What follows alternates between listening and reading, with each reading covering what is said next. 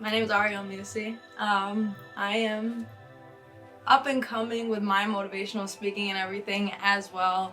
Definitely getting into the community, helping to inspire, to create, to keep people on their toes and, just working towards their goals. No matter what their outside may seem like, they can always evolve their mindset. You can always shift the paradigm that you're in so that you can be living the life that you want despite how your life has been or it's had to be or how you've thought it's had to be.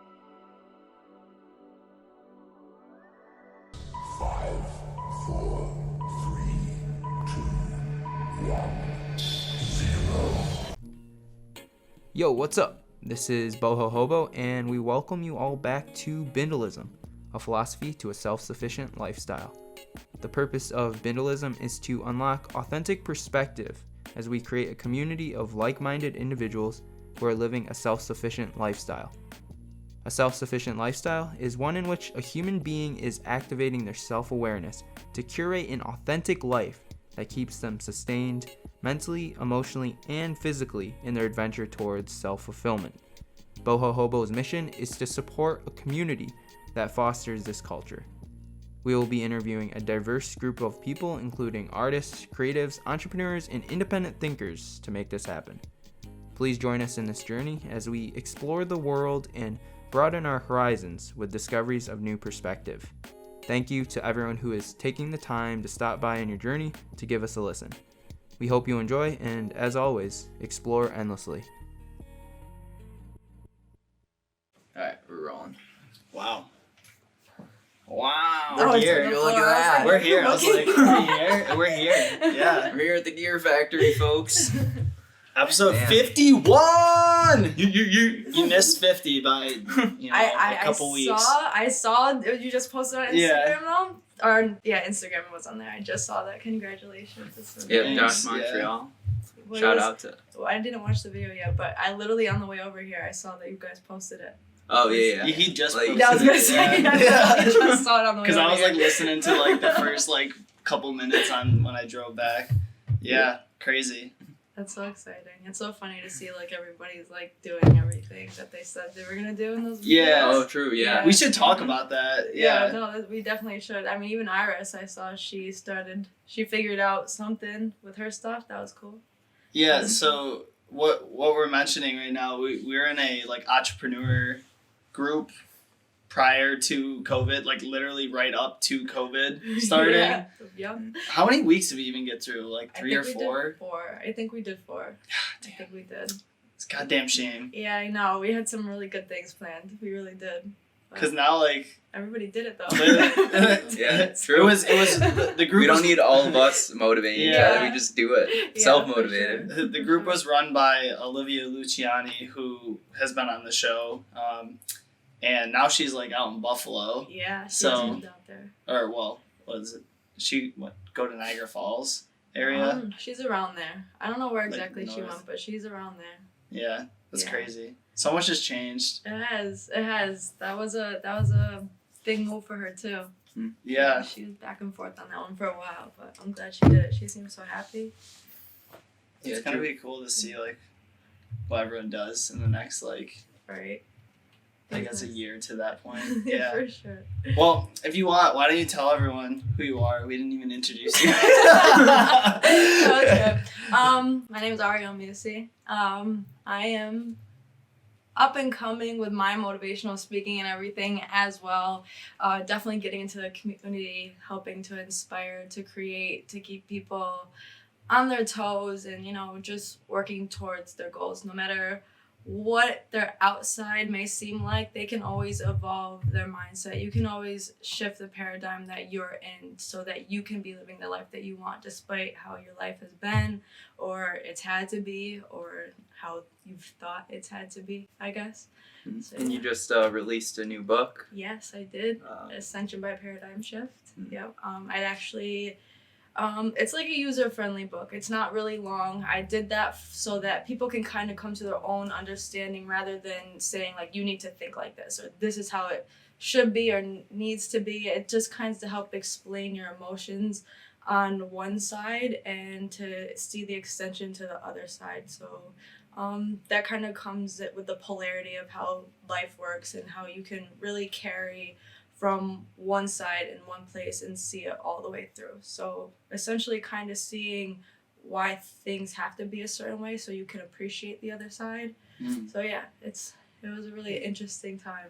Kind of reminds me of like CBT, which is like a counseling therapy. Yeah. Where it's like you have your thoughts, emotions, and behavior, Uh-huh. and you try to like align those 3 different things. Absolutely. Exactly. That's really what it's all about. And I also teach yoga and stuff, and that's on like the physical side of what you're learning mentally, because when I first started doing yoga, I can see like a tremendous just evolution in my own mental state and where I used to be, and just how far I've come like on a physical standpoint from the different moves I can do and things like that. Like my mind has also done that same thing. You've like unlocked yeah things that yeah people don't think they can do. Exactly, and that's exactly what it is. Like the forearm stands that I can do now, like I remember when I could barely get into a headstand, and I'm like, wow, like I don't, even not when I do it, I'm like, I just don't. I don't know. Awesome. Like I can't believe I'm doing this right now. And the cool thing with yoga is that you get to see the physical form of it. So like with meditation, it's all internal. Absolutely. So it's hard to kind of track your progress. Right. But with yoga, you can like videotape yourself Absolutely. a month later and be like, wow, I can stretch this much further. Right, absolutely. No, definitely. There's actually some big time yoga people I follow, and they do that. They'll meditate their poses and they'll think of different shapes, and then that's how they do like those crazy, I don't know if you've seen, like there's some crazy stuff that people do, like extortion and everything. Like that's how they say they learn the meditation. They say it's a big part of their practice before they even do their classes for the day and everything. So it's nuts. It's crazy. I was actually talking about this last night with a friend, just about like limiting beliefs and stuff, and just like talking to someone who didn't understand what that meant, and then seeing that breakthrough for a second of just like, wait, seriously? Like, yeah, really. Like, you're convincing yourself of things that are not true. Absolutely. And he's like, holy shit. You're probably doing that. Yeah. That's true. And like we meet people on through our podcast and like networking and stuff, and like people talk about their experience with like self-awareness and how they're like, wow, I didn't even realize that was a thing. It's like, holy shit. Absolutely. And it's just like the Western thought of like this capitalistic model where it's like totally different than like the Eastern spirituality, which is all about like sense of self. Absolutely. And it's like the materialistic mindset doesn't allow us to like look inward. Absolutely, because you're looking outside for everything, and then once you start comparing from the outside, you're taking away 100% of what you're able to create from the inside. You're taking away your power, essentially. You're giving it to everything out here, thinking it has to be a certain job or a certain person you need to be around, when in reality it's all coming from what you're creating within, and then the things on the outside kind of meet you, like what you seek is also seeking you. I was thinking about that the other day, and how like we see the after effect. Like if someone rises to fame, we're just seeing the after effect of all the hard work and progress that they put in internally for themselves. And then it's like the people see that and they're just focusing on that external thing, and they're forgetting about like, oh, I need to do the image, inner work, the actual process. For example, like it's like that's a cool painting, but you're not thinking about what like went into making that thing to make it look that cool, you know? Yeah, and they want immediate. They're just like, how do I do that? They just and it's like, well, you gotta do a lot. It does take a lot. And like honestly, like the weird part about it is like everything we see on the outside is just past thoughts. So we're always looking into the past out here. I mean, everything. Like even if you want to buy a book, you're thinking in your mind like, oh, I want to buy that book. Or whether it's like you just want McDonald's, like you're still thinking like, okay, I want McDonald's, and then you go and get it. So like everything out here is looking into the past, which is really trippy. It's crazy. Looking in the past of like past thoughts, because you have to, because desires, you think about, beliefs, wants. You think about what you want. You're thinking about what you're gonna see every day, and then you experience it. So the experience comes after the thought, always. Whether we're thinking about it or not, manifestation is always happening, constantly, consistently. It's subconscious too. It's a subconscious thing, and tapping into the subconscious is what makes you conscious. Mm. And once you're a conscious being, that's when you start creating things like the matcha tea. Yeah, definitely. Like the book I wrote. You have to be conscious of the fact that you can even do something like that, and then want to go out and figure out, okay, like I got to take these steps. Like I don't know how I'm going to get there, but I'm going to do these little steps, and then eventually it just like kind of unfolds into this big it's like a mosaic. Yeah. You get all these little pieces till you got the picture. It's that willingness, though, to like accept whatever might come in your way to getting there. Absolutely. That's the hard part, because you'll have all of these challenges and obstacles that will kind of make you question, like, okay, do I really want to go this far? And then you have to have that willpower within inside you, that grit within inside you to be like, yes, I'm going to keep going. Mm-hmm. Even if like today I can't figure it out, I'm going to sit down today maybe, and then tomorrow I'll figure it out. But you just got to keep going. If you keep going, you'll get to wherever eventually. And is that what your book teaches people how to do? Absolutely. To like get that grit, to be able to like withstand the forces to keep going. Absolutely. It definitely, and it does it in a sense of first going through the emotions that will block you from even feeling like I can't get there in the first place, or not feeling good enough, or not knowing how. So it kind of breaks down everything on emotion side, but then reading in all the way to the end kind of opens up to that conscious, unconscious that we were talking about. So it definitely starts on a more simple note with like your basic lower emotions like fear, guilt, shame, and then it extends all the way into your spiritual. So it's definitely a book of evolution. Like the hierarchy of what is it, like an emotional intelligence kind of thing? Yep, I use the 7 chakras to explain it, but whatever way you read it, just the way that I wrote it will give you whatever idea to get that understanding. But I use the 7 chakras to kind of break it down, because your 7 chakras talk about each emotion within you and a space within you, so that it gives people an easy way to like work on it, instead of like being like, okay, I just got to get to here, like what am I going to do to work on it? Right. Like you can work on it as you read. It's an easier visualization of like what's happening. Absolutely. Yeah. I like that. And I think people need that too. Yeah. Definitely. To have a better gauge of like what you're talking about, and then kind of put it into a concept that they can like remember in their head. For sure. Yeah. It's a good guidance. It's a good book for guidance. And you know, I notice, especially I work with kids and everything. I work a lot in the community, that a lot of them just need guidance. They just need direction for even that first step. Like I know so many kids who have already like just like, I just don't think I'm gonna be able to do anything. Like they just don't have any inspiration within them to even be able to, especially, you know, me being a ex-athlete and everything, like I know I went through that, because you play a sport and that's like your whole life for so long, and then it's just like, okay, now what? Now what? So many people go through that too. It just ends. Yeah, it ends like so abruptly too, because like you know it's coming to an end, but it's not till it's actually over. You're just like, what do I do with my time? Like what do I do? Like what do I even think about? Because everything is sports. It's like, okay, well I got practice. For me, I went to college and played basketball, so as I got practice, I have my schoolwork, and then I get to like sleep for like maybe 3 hours for the night, like, and then it's every day, and then it ends. And even ending school too, like it's just like, all right, like cool, like.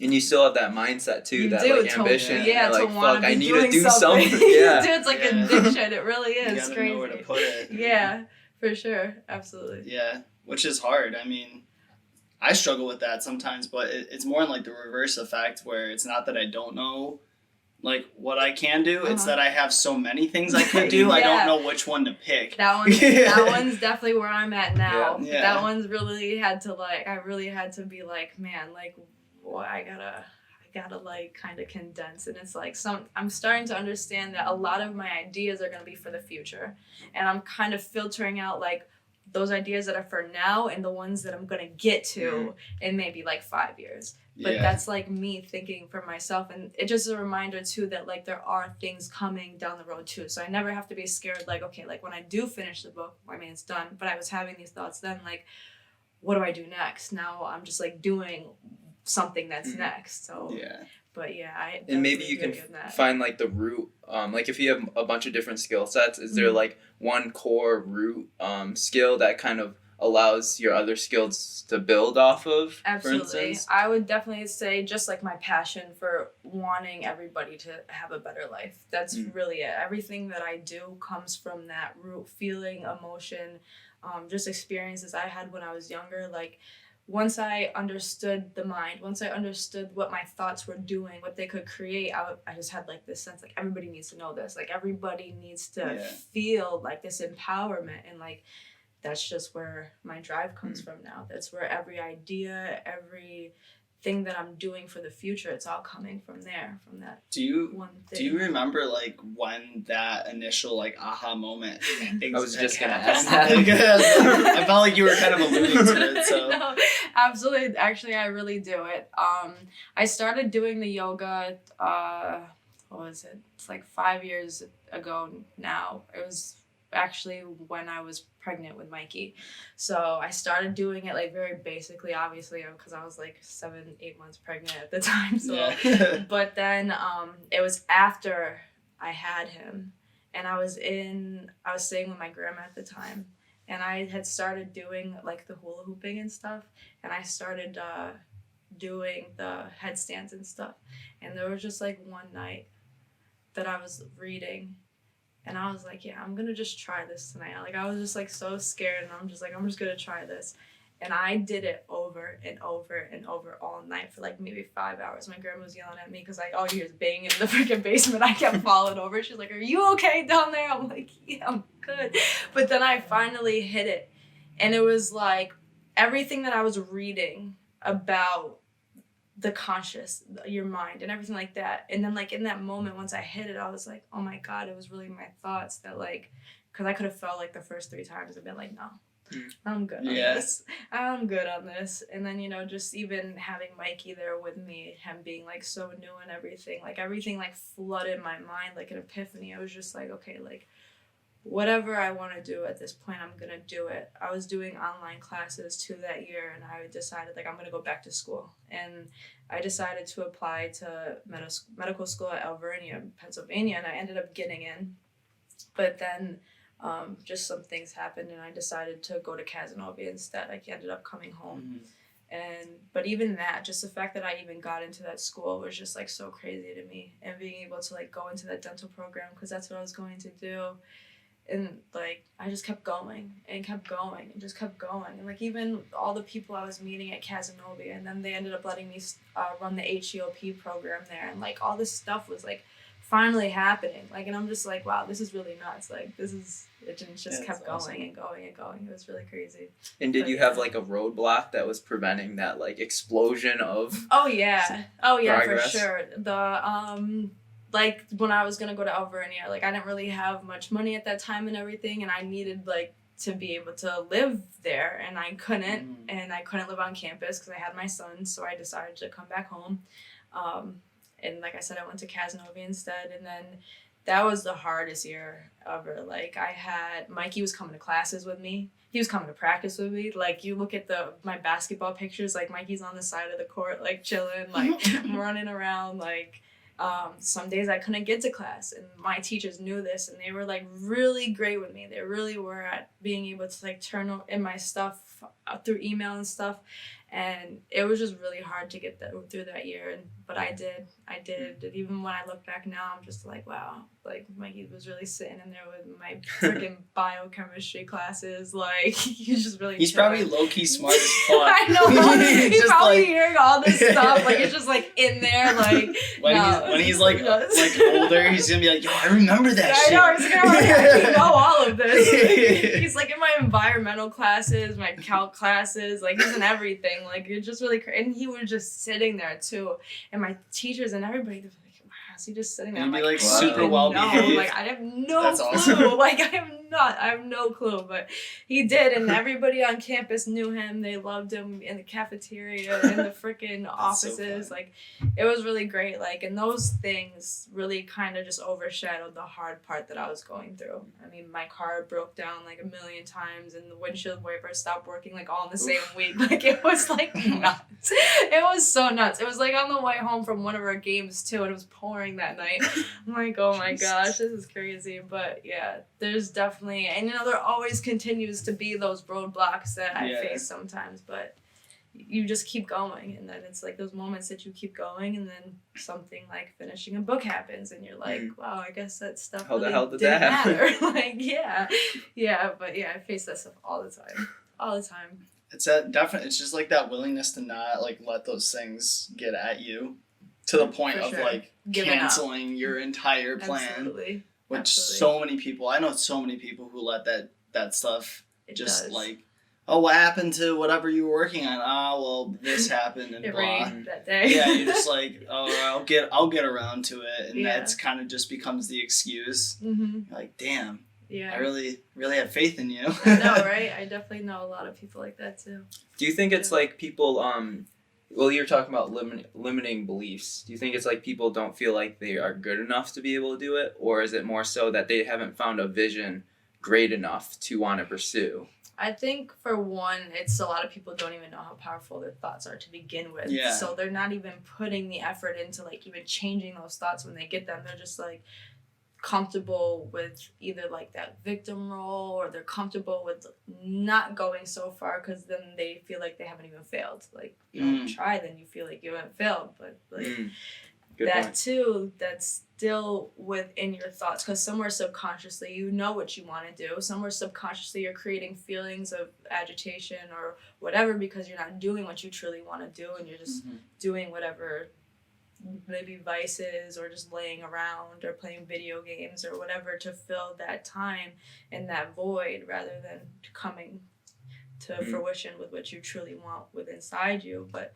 I definitely also, yes, it's the limiting beliefs, because you're subconsciously creating the limiting beliefs that are even allowing you to stay stagnant in that deadlock to begin with, because you have to be saying like, okay, like whatever, I just rather do this, or I'm not good enough for this. But all of those thoughts are just covering up for the fact like you do know you can do this. You wouldn't want to do it if you didn't know somewhere that you could do it. But I had a like kind of like an aha moment when it came to that topic last night. Again, the person I was talking to was saying certain things about kind of that he felt like he's kind of like on the sideline and everyone else is like out there doing stuff, and he's like detached from it. But then he mentioned like, but also like that's kind of like how I was brought up, like. And I was like, see, that's your problem. I was like, you're basing all of your beliefs on what in the short term may seem like such a long amount of time in your life, but in reality, it will like at some point in your life be such a small portion of your entire life. And I was like, you should be focusing on the next 60 plus years that you have and that you could potentially live, and not focus on the 15 to 16 years you had in that like one setting. Yeah. Absolutely. I was like he's not even 25 yet. I was like, dude, you haven't even hit your quarter life yet. Like, you have beliefs that like in the short term are like causing you like issues, but I promise if you focus on things that you can change, like your environment, like whatever those things are, you'll start to see changes. Absolutely. 100% agree. But in practice, that's so freaking but hard. again, I didn't preface this either. The whole time I was like, easier said than done. I know. Yeah. I was like, I kept reiterating that. I was like, it's not like you can't just hit a switch and stop focusing on whatever shit happened to you growing up. But it's like you got to know where to put it. Yeah. You do. And not just like coddle it all the time. Yeah, and you have to want that change. I think that's the biggest Yeah. part. Like you have to want that more than you want the life that you are living right now, and that desire has to come from somewhere essentially, and that desire sparks in people differently and at different times, and I hope it sparks for everybody. But yeah, you can definitely see that all the time, and I would have to say that it's probably harder now in the generation that we live in, just seeing all these kids that are in like the media, that like Kylie Jenner was freaking like 18 when she became a millionaire. So like now people are thinking like, oh, like I'll never become whatever. But like, I mean, even Oprah didn't start doing stuff until she was like 40. There's like, so many people like yeah. I think the generation now, and like with technology, it creates like a false sense of reality, because the the odds of anyone doing that is like literally, it's almost impossible. Like Unless it's you're like born into it. like people see like maybe 20 plus people of the age of like 18 to 25 who are like now like millionaires Yeah. because they blew up on TikTok or some bullshit. But it's like, dude, that's like 20 people out of like billions of people. You know, like, you know what I'm saying? Like, that's not what you should be focusing on. For sure. And It's a distraction, if anything. it is. And if you're living your money just for money, if you're living your life, for just money anyways, you're still putting yourself on the back burner because your results have to be bigger than that, because the money's not going to happen right away. And if it is just for that reason, then your drive can be taken away at any point, because as soon as you don't have as much money as you want or whatever by a certain time, you give up. But if you're working for those small goals, then you're always going to keep going because you're getting them. Doesn't matter. Yeah. It can't really be taken from you. And with the money part, what you're talking about, like the reason why people are wealthy or have a lot of money, more so than not, is because they've created value. Absolutely. So you should be focusing on trying to create value instead of trying to get that dollar amount. Absolutely. Yeah. It's a whole like, It's what like is the it? chicken before the egg. before the Yeah. egg thing. Yeah, for It's like, sure. how are you going to do that without like learning what you need to do in order Absolutely. to Build wealth. Yeah. kind of. again, it's kind of like people just want to like click a switch and be rich, and it's Yeah. like, well, that's not how that works. Like, No, sorry, it's you're gonna be running into a brick wall for the rest of your life if you don't For sure. like learn the opposite of that. Yeah. You gotta figure out like what's gonna make you stick out. Yeah. Sure. There's so much noise everywhere, so That's the hard part. It's all It is. distractions. yeah, It is. it's like And you how- get anxiety too. Yeah. Like I get it Yeah, I get it personally. sometimes too, yeah. yeah. This For whole sure. this whole thing is just all easier said than done. Yeah, like, no, you know, it's just absolutely. No, it definitely takes time. I'm like in the 5th year really of being focused on everything by me. Yeah. Like in and people hear that on the surface I like know. 5 years. I know, like Like, 5 fuck. years. I'm like, yeah. Yeah, And I 5 haven't whole even like years. surfaced the shit, Right, you know? right. We're But I like still just feel getting so through young it. though. I Yeah. really do feel so young. I'm actually doing it for 5 years. It's like, wow, I was really actually young, thinking like I should be further along than I Mhm. should have been. I was like, what was I even like thinking? Like, but now I feel young again. I feel like another 5 new years is gonna journey. Yeah. go by, and I'm just like, Like, okay, I I'm think so about- young. I think about when we started, and that was when I was like 3 years. Yeah, it's like 3 years ago, whatever.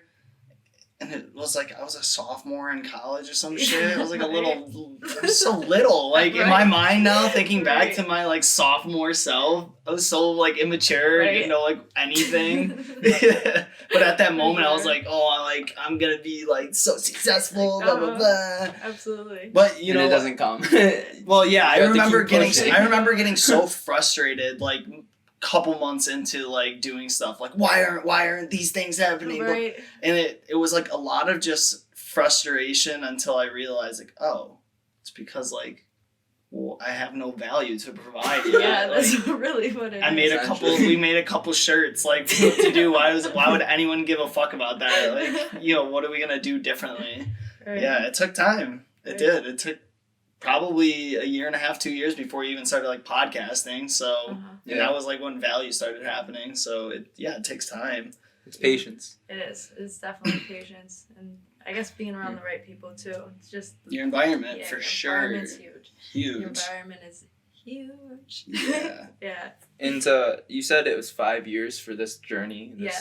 process. Uh-huh.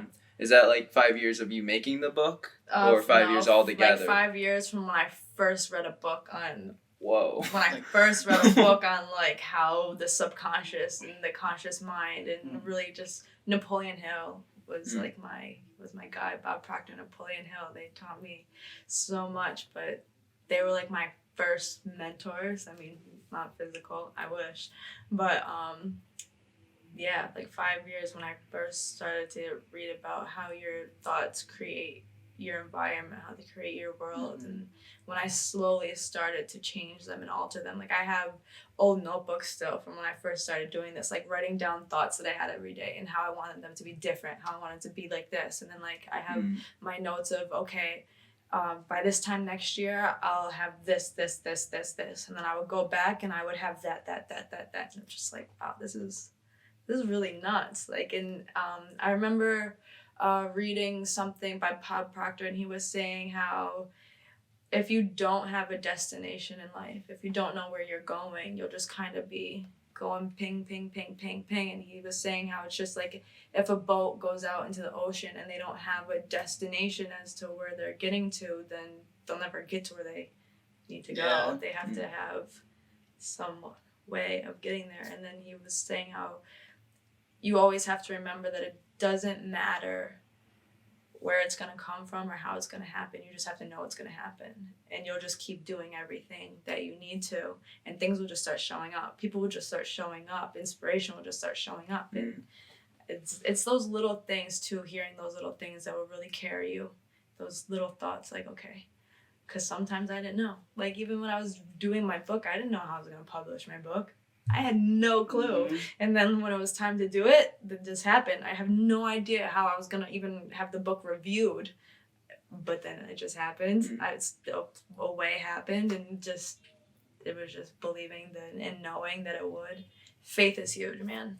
Yeah. Having faith is huge, no matter what your faith is in, just to have faith. I feel like an easy cop-out, too, for maybe someone listening or just, like, anyone in general is that, like, oh, well, you're just lucky that stuff happened. And I think I've said this in the past, like, I was taught this in one of my classes in college, that luck is nothing more than when preparation meets opportunity. Absolutely. So it's opportunities happen all the time. It's just about whether or not you're ready to seize that opportunity or not. Absolutely. And people like don't even realize that opportunities are like right in front of them because they're not preparing for it. And then they happen, and they might be too scared. Yeah, Then they'd be like, fear "Oh, I gets in couldn't the do way." that," or Yeah, whatever. exactly. It's like, yeah, because you haven't been like trying to prepare for that. Absolutely.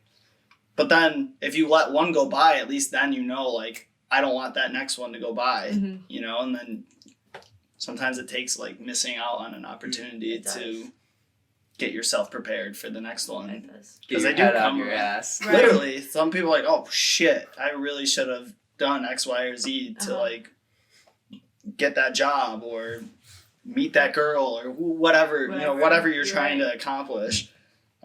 Yeah, it happens, but It does. So, you gotta have the mindset though. yeah, it's pivotal. Most Gotta, important like, thing. know to be looking for that shit. For sure.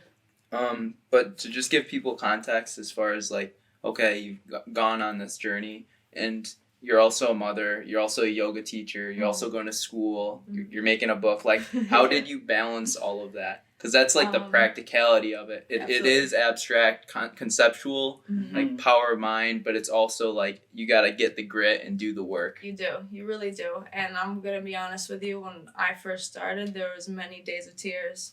There was many days of, how am I going to do this? And just really getting to the point where I had to build, like you said, that those mental muscles to stop asking, like, why are these things happening to me? Stop asking those blocks, those thoughts that would create blocks. Like, why is this happening? Why can't I do this? What do I do next? And really, like I said before, those notebooks, just like breaking down all of those thoughts that were not helping me and changing them into something else, and like literally looking at the opposite. So instead of thinking, why is this happening? What is this trying to show me?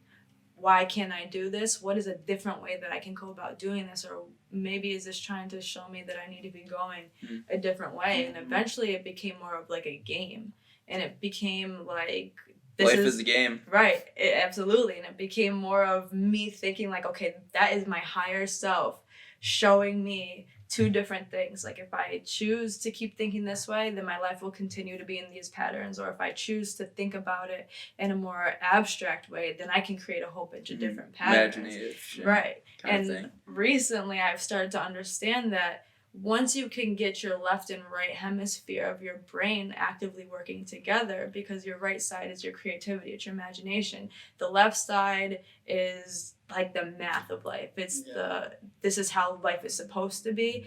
But once you can get them to work together, so this is essentially Synchronicity. Right. This is essentially theta phase. This is how child minds work from birth to 7. Once you can get back to that place, you'll see like, okay, this is how life is. but then your imagination kicks in and you're like, but I can do this to create this. So I'm seeing this, but I can see this instead. And then figuring out in the middle, what do I do to get to this new place? So like bare bones, like that's the mindset that you have to go in to create essentially.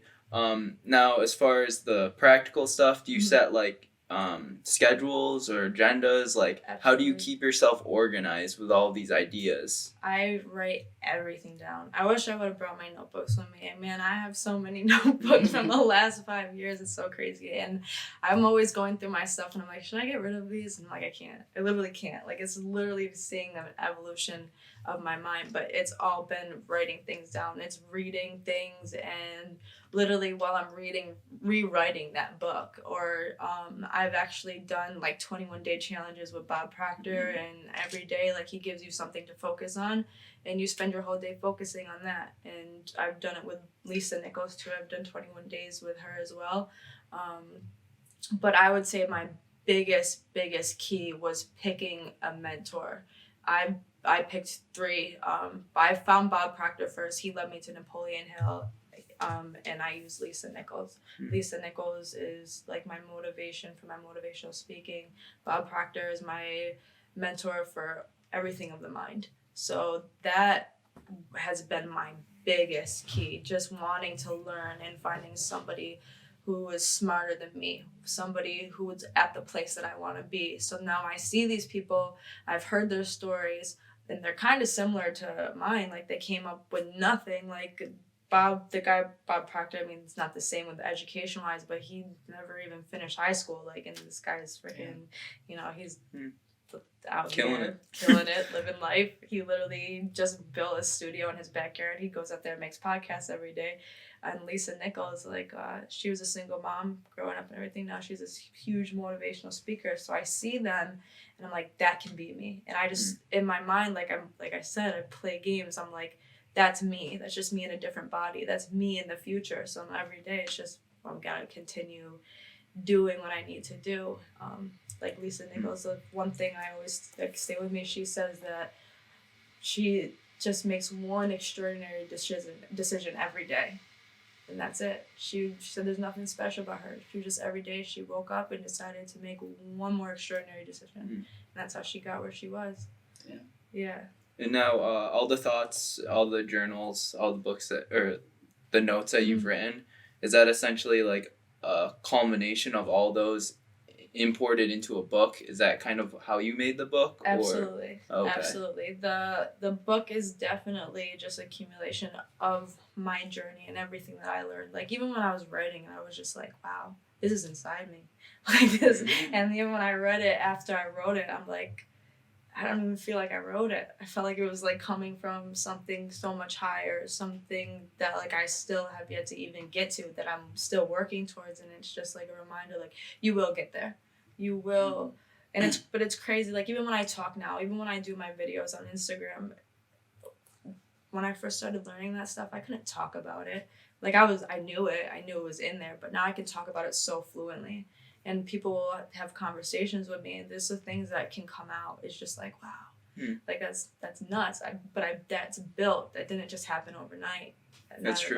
Yeah. Not at all. Even like in our podcast, we have a lot of like mental breakthroughs of like ideas and stuff, and we're like, where did that even come from? You know? For sure. But it's like all the culmination of like our teaching, our learning, like gaining knowledge and networking with other people. It's like you absorb so much information and it's there. You do. And now it's just trying to tap into it. And the knowledge is always there. This is something I'm big on too, that there is like a storage of information within your mind that we all have access to. And the more you educate yourself, the more, like you said, you can tap into this place and just kind of unlock slowly. And you'll be doing something you normally do and something will click and it's just like, wow.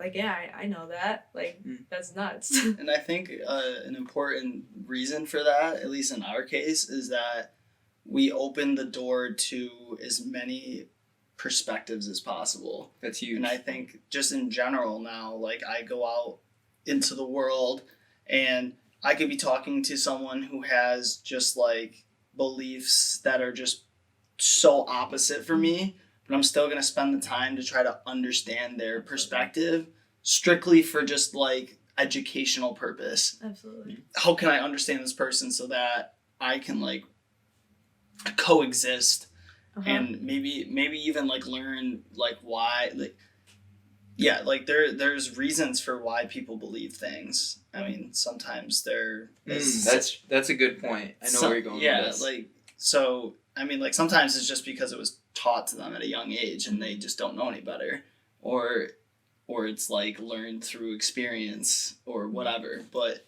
I think it's just very easy for people to have their own belief set and then just project it onto everyone. Yep.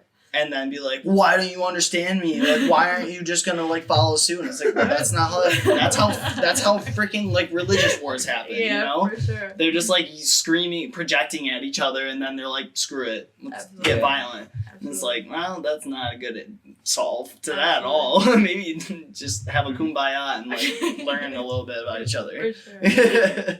And it might not necessarily be the importance of what they believe, but how they got to where they are now believing. Absolutely. Yeah. And it's like what you're talking about with the spiritual ascension, like trying to figure out, okay, you have these emotions and thoughts, and then you formulate this decision of how you want to live your life. Right. And we're just looking at people's decisions. We're not trying to reverse engineer and try to figure out of like, oh, maybe you had some childhood traumas or you were poor your whole life and now you're super conservative and you're trying to like have all your resources next to you. Right. And it's like, oh shit, maybe that's why you're super hard right. Life is not Trumpist. Like, absolutely. Life is not black and white. No, it's not. And too many people think it is. It's easier Like, that way, though. Everything's just labeled and it's all like, it's either this or it's that. It can't be, there's no muddied middle, and it's like everything has a gray area. Yes. Like, there's just so many layers to everything. Like, every single, even every person, say like every person who is like a Trump supporter, like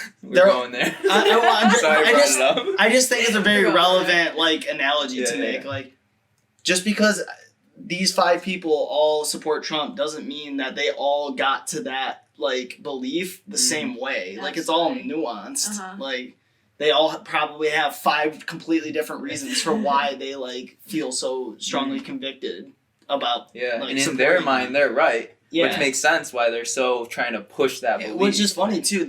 I mean, like, I've seen like reporters go out and go to like things where it's like a group of people congregating about a certain idea, and they ask them about like why they are supporting that thing, and you get like so many different just like answers across the board. There's no unified reason for why people support certain things, and you're like, that's why you need to understand different perspectives, because you get 5 different reasons for why someone ends up there.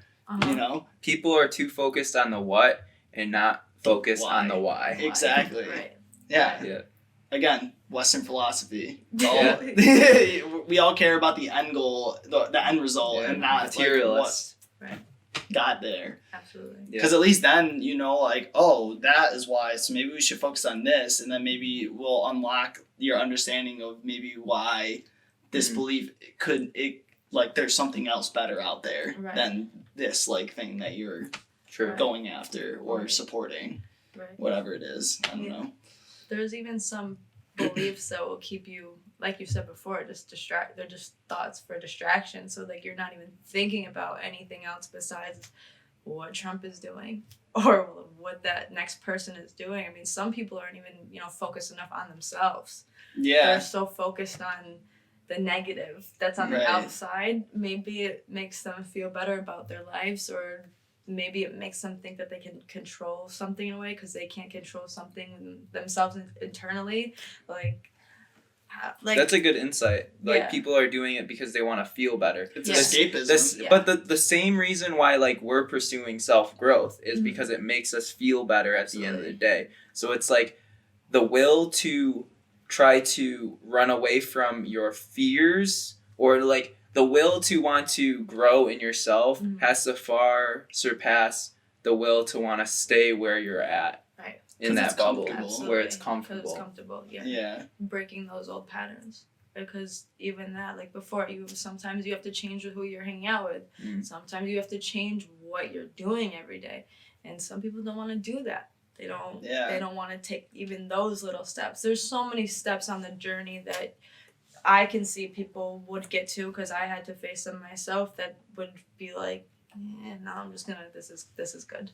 This is good. I can't, or I don't. Whatever they formulate in their mind to, like you said, keep in that comfort space. Like, it happens. Mhm. I know a lot of people around me that I see it happen too. Like, they just don't want to do those little things, and it's those little things that make that huge shift.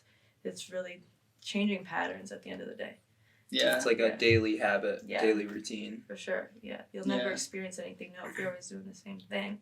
Yeah. Like an example could be like someone who's dealing with like depression, Mm-hmm. and like they want to like get out of that funk.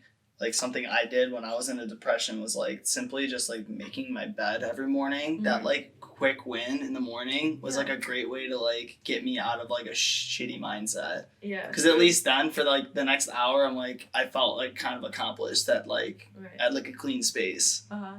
It's like, that's such a tangible thing. Absolutely. People don't realize, like, it's that easy. It is. It's- yeah. Clean your room. Yeah, Clean your it's like room. tidy your room up. You'd be surprised at how Yeah. much your mind will like clean itself up too. Yeah. Yeah.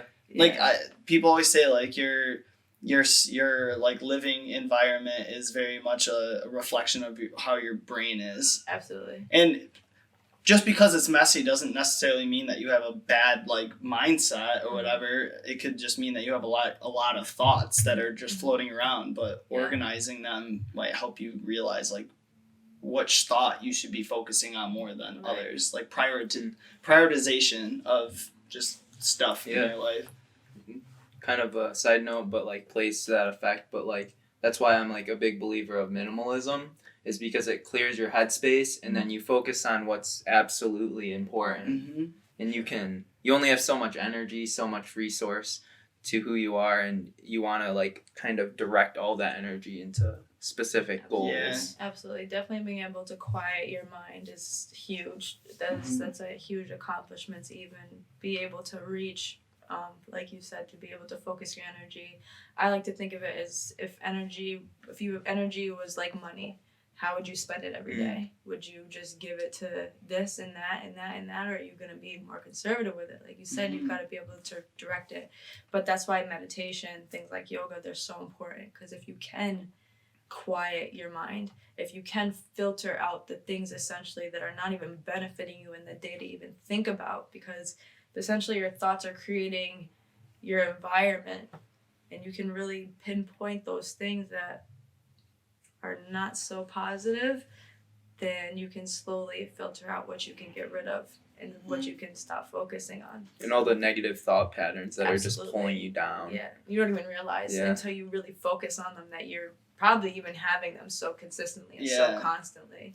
Do you have any recommendations or advice for people if they do have negative thought patterns, how to kind of like get rid of them or Absolutely. alleviate? I would definitely say the biggest one that helped me was the notebook thing. Writing down every day the thoughts that I noticed that I was having that were negative, and then Like Look- going into the darkness, right essentially. going into your unconscious mind. Yeah. Your unconscious mind can be a very scary place when you first go into it, and you have to be so forgiving with yourself. Even in the beginning of my book, I wrote, once you start to uncover the negative that you've been creating in your life, you have to be kind with yourself. You have to forgive yourself. That's so important, because most times people are blaming everything outside of them and everybody around them for why they're experiencing what they're experiencing, until you go in there and you realize, like, wait a minute, I'm creating that. I'm creating these conflicts outside me.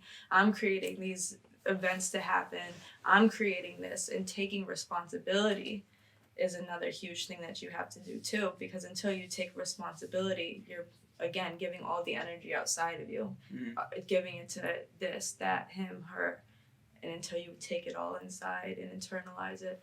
And another thing that I would say is a really good thing to do, and it kind of went with you making your bed, is at night you write down 3 accomplishments you had in your day, and then you write down 3 that you want to accomplish for tomorrow. So now you're just always in this winning cycle. And they should be small things. They should never be anything huge, because you're not going to create anything huge in one day. It just Right. doesn't happen unless you win the lottery. Like, God Right. bless. Like, that would be really cool.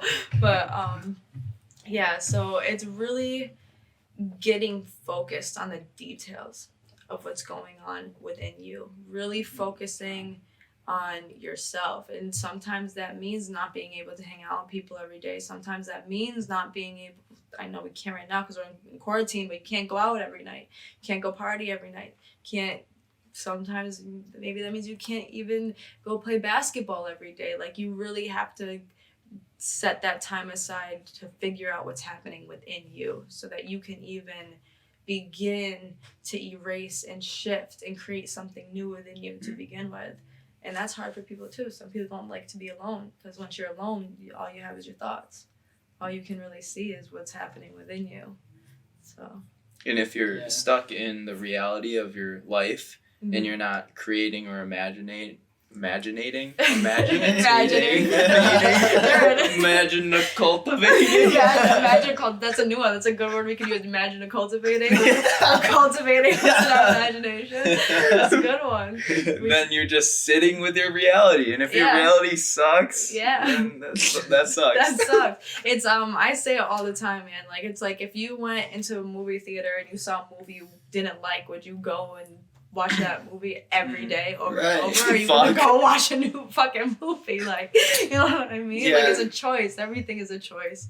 That's so big to understand. It's the rat race too. Like, so many people just reliving that sucky movie. Yeah, it's over and over. Yeah. Yeah, What- being stuck in their past. Something that helped me, like a thought that helped me, and I want to like say this to other people in life, like when it happens, like when they exude this characteristic, but I know like it's not my place to tell people how they should or shouldn't act, because then I would be projecting onto them. But I feel that there's a lot of people that, like I was saying, use escapism and are not solution minded. So, Mhm. for example, I can't, this won't happen, blah, blah, blah. Yeah. And it's like, okay, why? What could you do to find a solution to that issue so that it actually can happen? Absolutely. And people think, oh, that's just like so wishy-washy or Mhm. blah, blah, but it's like, no, it's just true. Mhm. That's like, Yeah. if you're like working if you have like a business and something's not working and you just keep saying, well, it's never going to work, blah, blah, blah. It's like, well, you know, if you want to make money, like, you can't be sitting around saying what can't happen. Right. You need to figure out what can happen Right. too. So like you're saying, like sometimes you're trying to go into a locked door Absolutely. when there's like actually a secret passageway like behind the bookshelf that you Uh-huh. didn't even know because you're not looking for it. Absolutely. You're just like, this is the only way, no. Yep. We're not magic cultivating. Yeah, you gotta imagine. I can't even say it. Yeah, like, and those things are there. Like, there's secret passageways everywhere. Yeah. You just gotta Secret passageways in our mind, and Yeah. we're trying to like search for more and more. Yeah. you just have to be willing to like look. For example, I play disc golf, and a thing that happens is when throwing your frisbee, some people have very bad technique, or you sometimes you slip up and you end up releasing the disc wrong. So then your disc might go flying into the woods, like deep into the thick woods. And some people are like, fuck it, like, I'm running straight into the woods after that thing. I need to find it, because like, you want to keep playing. And other people will look for maybe 3 seconds and be like, it was like $10, like whatever, I'll just get another one. Right. Solution oriented and just like whatever. Yeah. Like, I'm never gonna find it. Right. And it's like, Absolutely. yeah, with that attitude, you literally Yeah. won't ever find it, and someone else will. Yeah. Like when they look for their disc. Right. And Absolutely. it's just like, yeah, just you got to be willing to put in a little bit of extra time to like look for solutions Yeah. to Good stuff. anything, you know? I feel like it's gonna make people, if they don't have the mindset, like a lot of people are gonna be triggered. Yeah. Yeah, that's definitely 100%. see what we're talking about. Yeah, for sure. But it's like, yeah, if you want to develop, grow, and create, this mindset is like an absolute necessity. Oh yeah, Yeah. it definitely is. No, it definitely is, because that I can't takes just as much energy as the okay, well, how can it happen? And like you said, it's just a roadblock. You're literally just not going anywhere else. Yeah. And if you see that externally, like, I really believe that what you are experiencing on the inside is what you're going to experience on the outside. So if, like you said, if you do go look for that inside your mind, you're technically looking inside your mind for it at the same time too. So you're meeting yourself, essentially. You're meeting what you're thinking with what you're doing on the outside. And writing is so beneficial for that. Yeah. When you write anything down that you're thinking, you're making it tangible. You're literally bringing something instantly from a thought, from a vibration, to something that's tangible, to something that you can touch, something you can see. It's technically real now. Yeah. It's funny to me that in the way technology is now, that people seem to be a lot more like non-solution oriented, even though it's like exponentially easier to find solutions to problems in your life. Like, that's so people shit 30 years ago convenience, man, would have to get crafty as fuck to like find solutions in their life because they didn't have the internet just like just always so in their instant. face. Right. But again, I fall guilty to it, like spending too much time consuming noise and not consuming things that are actually going to help me find solutions to things that I want to achieve. But that just kind of comes down to time management. Well, consumer versus creator. Yeah. It's totally different mindset. There's a time and place for both. Yeah, for sure. It's totally fine to consume, but you have to know when to like turn it off. Yeah, for sure. Like when to stop consuming and start creating. Or consume things that will help you create. Right. Yeah. Which is what you're saying with find your guru. Or in that sense, or like your diet too. Yeah. Like your diet, changing your diet, you can just feel a difference. You can see a difference in everything. I mean, exercising in whatever way you get it done, just keeping your body active besides consuming a screen. Yeah. True. Yeah. Like, whenever I catch myself doing that, I'm like, I feel guilty, but then I know, like, okay, it's as easy as, like, put it down. Right. Get up. But even that's hard walk sometimes. Away. Like, get in a different, put yourself in a different space, like, Yeah. literally and figuratively, like, walk out of the room if that's what it takes to, like, get you to change, like, perspectives for a second, and then what are you going to focus on now? Yeah. That's what I feel like, just hanging out with people that are creatives, the change in perspective on how you view the world. Yeah. And a lot of our culture is the consumer perspective. And so, like, being a creative person is kind of weird because you're like a bystander. An outcast. An outcast. In society, But those are the ones that are, like, progressing humanity forward. Yeah. So it's weird Yeah. that not everyone would want to do that. Oh yeah, you like seem weird when you talk about stuff and everything. Like, And they're like, wow. yeah. Didn't see And that. then I feel Look at like the you're just world. being really cocky right now. I always feel that way. That's why, Yeah. like, I tend to, I try to be so modest about things that I'm doing unless I'm with other creators, because then I know that if I say, like, oh, I sold a piece of art, or I did this or the other thing, like, they're going to be like, yo, that's sick. Like, Yeah, right. and then they'll probably try to one-up me with some other shit that happened to them. And you're like, oh, this is awesome. Yeah. But you talk to just, like, someone who's not in that mindset. They're just, like, put off. You can like feel it too. Like and their intense, body heavy language says it all. energy. Oh yeah, for sure. Yeah, you definitely. You're like, can. I It's should weird. probably just tone it down. Yeah, you're like, we're just not gonna talk about this. Yeah. Right And then you Just start gonna shut talking up. about, like, trivial things. Right. But then again, like, not everyone is, like... I feel like everyone has the capability of being in that mindset, but not everyone is willing to or will ever be willing to. Like, some people are literally just not willing ever. Well, like, their entire life just go without and be totally content. Yeah, no, it's definitely interesting to think about. It's like, okay, like, Yeah. as long as you're happy, I guess. Yeah. Or at least you think you're happy. You know? Yeah. Or they know they're not happy and they're just like mad at everything and everyone else. Do you think it's like innate in humans to want to create? That's another thing I think about a lot lately too. Is like That's an if we interesting- have a consumer and creative mindset, is like, are some people, I guess, better off being in that consumer mindset? I feel like it's that creative and the desires and is within everybody, and that's what creates the depression for people who are not tapped into the creative. Do you think that's why we're having this like mental health crisis, especially with social media and stuff? Oh yeah, I feel like the collective conscious is very unhealthy right now. Just where everybody is at, just.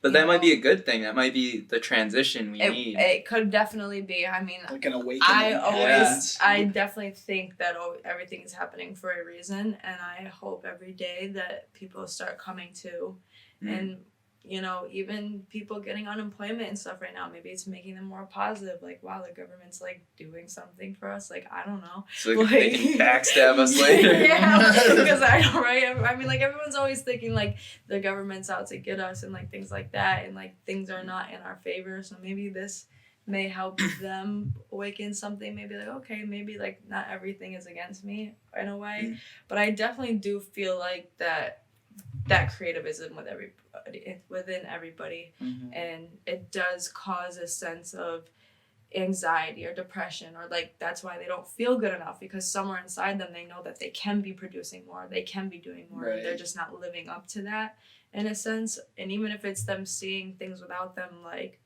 okay, like I want to do something like that, and then again not doing it, guilt, that's where the guilt and the shame comes from.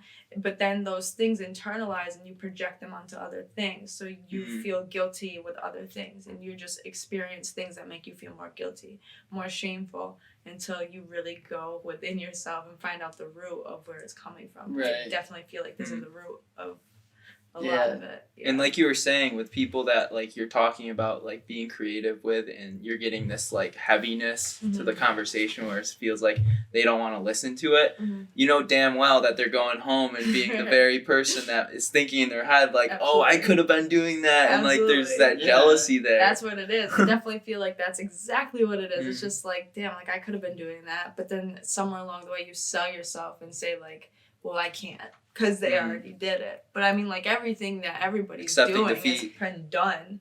Yeah. Like, we're really just replicating things that have been done. We're just evolving them because, you know, we're just at a different time. Like, things, it's just like freaking Nikola Tesla and Edison. Like, he just kept going off of what Nikola Tesla already had found out, and he ended up going further with it. But it's the same thing with anything. You learn something now and you find a newer, better way. It's like the iPhone when it first came out when we were kids versus now. Like, it's just better now. Yeah. It's evolved. And so anything anybody decides to do, like even... Except if you're Musk and you're just fucking creating something really out there. Bizarre. Yeah. But yeah, I mean, like even that, like sometimes I even get those thoughts. I'm like, damn, like there's some people who know some really technical shit. Like I just won't ever be that good, and I'll have to like snap myself out. I'll be like, okay, that path is not for me. Oh, like maybe they can't write as good as I can. Like, you know what I mean? That's a better mindset. Like, because obviously there is some stuff that maybe it's just like not for you. So it's not that you can't. It's just that it's not for you. Yes. It's a more positive way to think about it. For sure. Personality mindset. Yeah. Or your type of personality. Because maybe you're more logical. You don't feel shitty about it. Yeah. You know? But then like even appreciating people who can do that still makes you feel good, rather than looking at those people and being like, well, I'll never be able to like fuck them. Yeah, because then it's just self-deprecating. Yeah, You're absolutely. like, oh, I'm like lesser because I can't do X, Y, or Z. And it's like, no, just... That keeps like the world like magical though, not being able to do everything, because it's like there's really some things out there that like it would be I can't do. Like that's magical. Like I feel like at first it would be sick to be able to do everything, but then after a while it'd be like, wow, I literally can do everything. So like, what is there to achieve anymore? Right. And you look at other people and you're like not inspired anymore. Yeah. Right. Like, for sure. People like, and that person would just suck too, because. They would sit in the room and just be like, wow, you are all inadequate. Yeah. That's like Rick from Rick and Morty. Oh my god. Yeah. He just has like so much power that just like everyone around him. He just becomes an alcoholic. He like, does. It's whatever. Just, like, telling everybody you're just minimal. Like you don't even matter. It's like there's so many other universes anyways. You could die. Like whatever. You can see what a different one. It's okay to have your own set of skills and not have the same set of skills as the next person next to you. Just like hone in on the skills that are meant for you, Yeah. And or the things that you want to do. absolutely. And I think that's cool too, because that's how teams are built. Because you need a team, and they're all good at different things, and that's what brings you together. So Yeah. I mean, that's- Superpowers. Yeah. for Find sure. yours. Yeah, Yeah. absolutely. Collective like consciousness on like small scales can Mhm. get so much shit done. Absolutely. Yeah, because it's like one person trying to do everything by themselves. Yeah. Like that's the other thing too. For example, like I just started this job as a filmer, and for the longest time, like outside of like Kyle and I kind of going back and forth on like how something should be edited, I've realized that we never really like took it as far as we could have in term. And now, like, I want to take that back to the drawing board. And it's like, next time I make a video, I'm going to be like 20 times more harsh on like what we make, because it's obvious that we can do way better. Yeah. But it takes like having people who are better than you Yeah. to be like, nah, like This you needs to shouldn't be do done that at right. all. Like Right. you should do it this way. Like, oh fuck, I Yeah. would have Yeah. never known though. You That just gotta willingness to learn though too. yeah. And like what you were talking about, they're not doing anything new Mhm. in the sense of like a new skill, but Right. you're just evolving that same Absolutely. skill. And like Absolutely. we're evolving that same skill of film. Yeah. I Yeah. mean, even cars, like, they're just an evolution of the horse and buggy. Like, even if cars fly one day, it's an evolution of that car and a plane mixed together. But it's still essentially something that's been done. Like, I don't know. It's Yeah. even crazy to think when things even first started being created in the world for the first time. Like, it's nuts. Because of literally everything now, for the Holy most part. shit. I mean, unless yeah. they can figure out how Just to do just like the transition from horse and buggy to car, Yeah. that was such a big leap in Absolutely. technology. Just like all of a sudden you don't need an animal. yeah, we're to, just, like, tend to we're just anymore. out here. Yeah. Yeah. Granted, those cars probably like sucked ass, like comparatively to like a normal car. They probably just like fall apart pretty quick. Yeah. But just like the thought of something just autonomously like functioning, Changing, and you yeah. just have to like sit there and drive it. Yeah, no, that's crazy. I was just watching a movie the other day where they were talking about making like wireless electricity. So like you walk in your house and your phone just starts charging, or Oh like my you God. don't need like sockets. Like That's probably No gonna happen. wiring. there's just like Yeah. lights. Okay. So the evolution of the mind, or evolution of like neural pathways, Yes. like how meditation Mhm. gives you this ability to go to these different frequencies, Mhm. so they say. Right. But what if that's essentially like what you're talking Mhm. about is you have this room of electricity, of like wavelengths bouncing all over, Mhm. and it like somehow technology is able to connect to those frequencies, Mhm. and everything is connected. What if like our minds, the wavelengths going through our neural pathways are Uh-huh. actually like along those same lines Mhm. but that's like a further evolution of it, but like the idea that we're all kind of connected Yeah. through this like universal Network. consciousness Yeah, I definitely network believe thing. that. I definitely Yeah. believe we are all connected in that way. I believe we're just pure energy sources. Yeah, we're just That's we're literally crazy. just conduits. Yeah.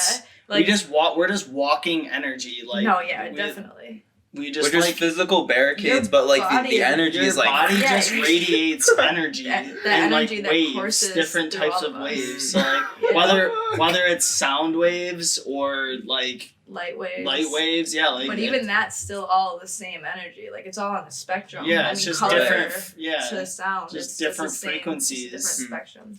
But like, so to piggyback off this, like you have experience with meditation, yoga, like have you gotten to the place where they talk about where they get to the space when you get to this like deep meditative Mhm. phase where like you essentially connect to everything. I Yeah. don't know what to, it's like enlightenment they yeah, call it's like it. nirvana or Yeah. like whatever you want to call it. But yeah, it's essentially when you can get your mind to just be completely still, and you can start to, like, you can see internally.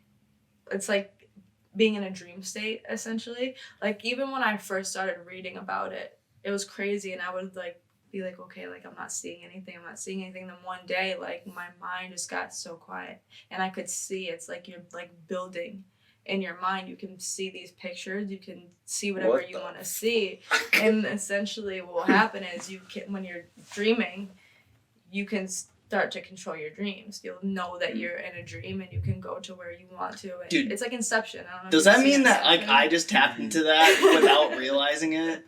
Maybe. I lucid dream like every night. Yeah, lucid dreaming is a huge part of being able to.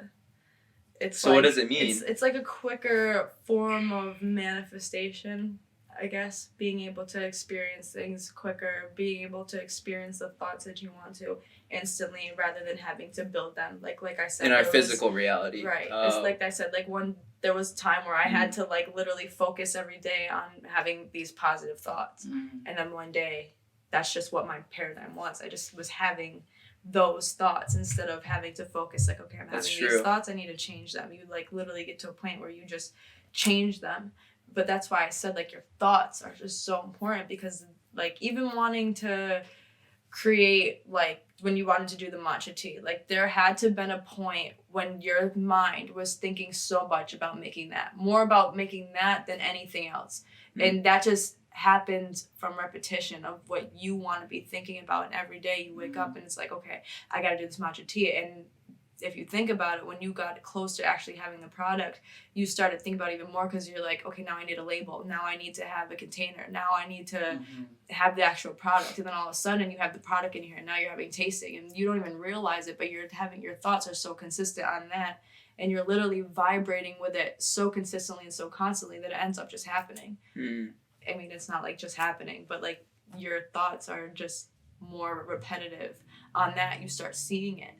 Until it actually physically becomes a thing. Yeah. So it's like the lucid dreaming, the meditative form, is like essentially creating things that would be in the physical reality, but instead you're just like going direct. You're like tapping into that force and just like creating that imaginative experience. Tapped into that vibration at which you want to be vibrating with, because like we were just saying before, everything's a vibration. Your body is a manifestation of thought that begins with your parents, and then like we look solid, but our bodies are just molecules and atoms vibrating so consistently and constantly that we look solid, but we're not.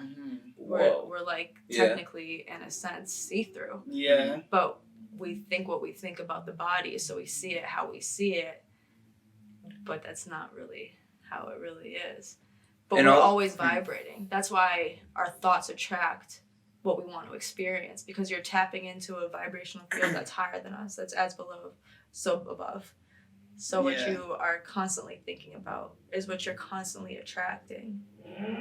Also, like, we're 3-dimensional beings that can only perceive in 2 dimensions. So that's true. As of right now. Like, so like that, like, until what? We don't like even, the 4G changing into 5G, all of that has to do with what we're perceiving on a bigger scale. Like all of it's connected. Like we were saying before, like literally everything is so connected and so intuitive. Like it's really crazy. So like we talked about this before, but Neuralink, are you familiar with that company? No. But essentially, like, future tech is getting to a point, this might be like 50 years, 100 years down the road, but we can, maybe even earlier, but we can upload our minds into the digital. Oh, yes. No, I have heard of that. Yeah, and they're like creating different bodies so that you can take your experiences and put in that body. Yeah, I have heard of it. I didn't know like the name of it, all the stuff that the gurus have been talking about for thousands of years in this like ancient kind of form, but like talking about like vibrations surpassing our physical reality, we're going to get to a point with technology where that's going to actually be reality, where we're transcending our biology.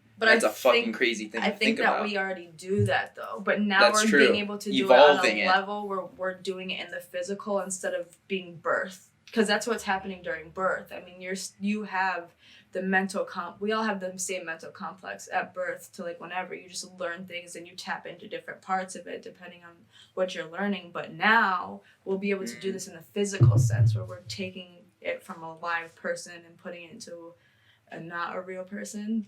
Like, so it's like we're working backwards now, which is really weird too.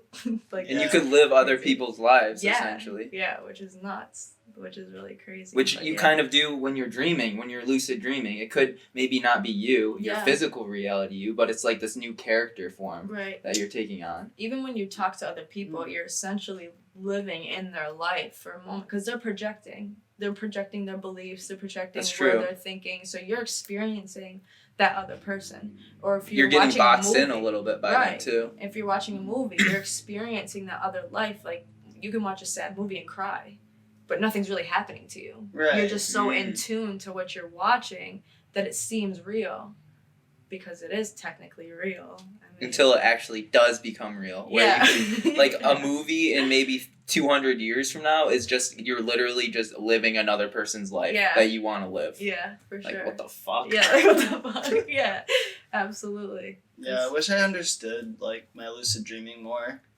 because I don't really like understand a lot of its like practicality. If Like, you do a journal, you'll be able to understand it more and more. I forgot what it's called, but it's like essentially when you remember a certain part of your dream, you'll remember more of it and more of it and more of it. And I more Bro, of it. this has been a reoccurring theme. Every time we have this conversation, we're like, bro, write it that shit down. My problem is that like, I don't know, in the morning, like I did it last, not this most recent weekend, but the weekend before. I woke up from a dream.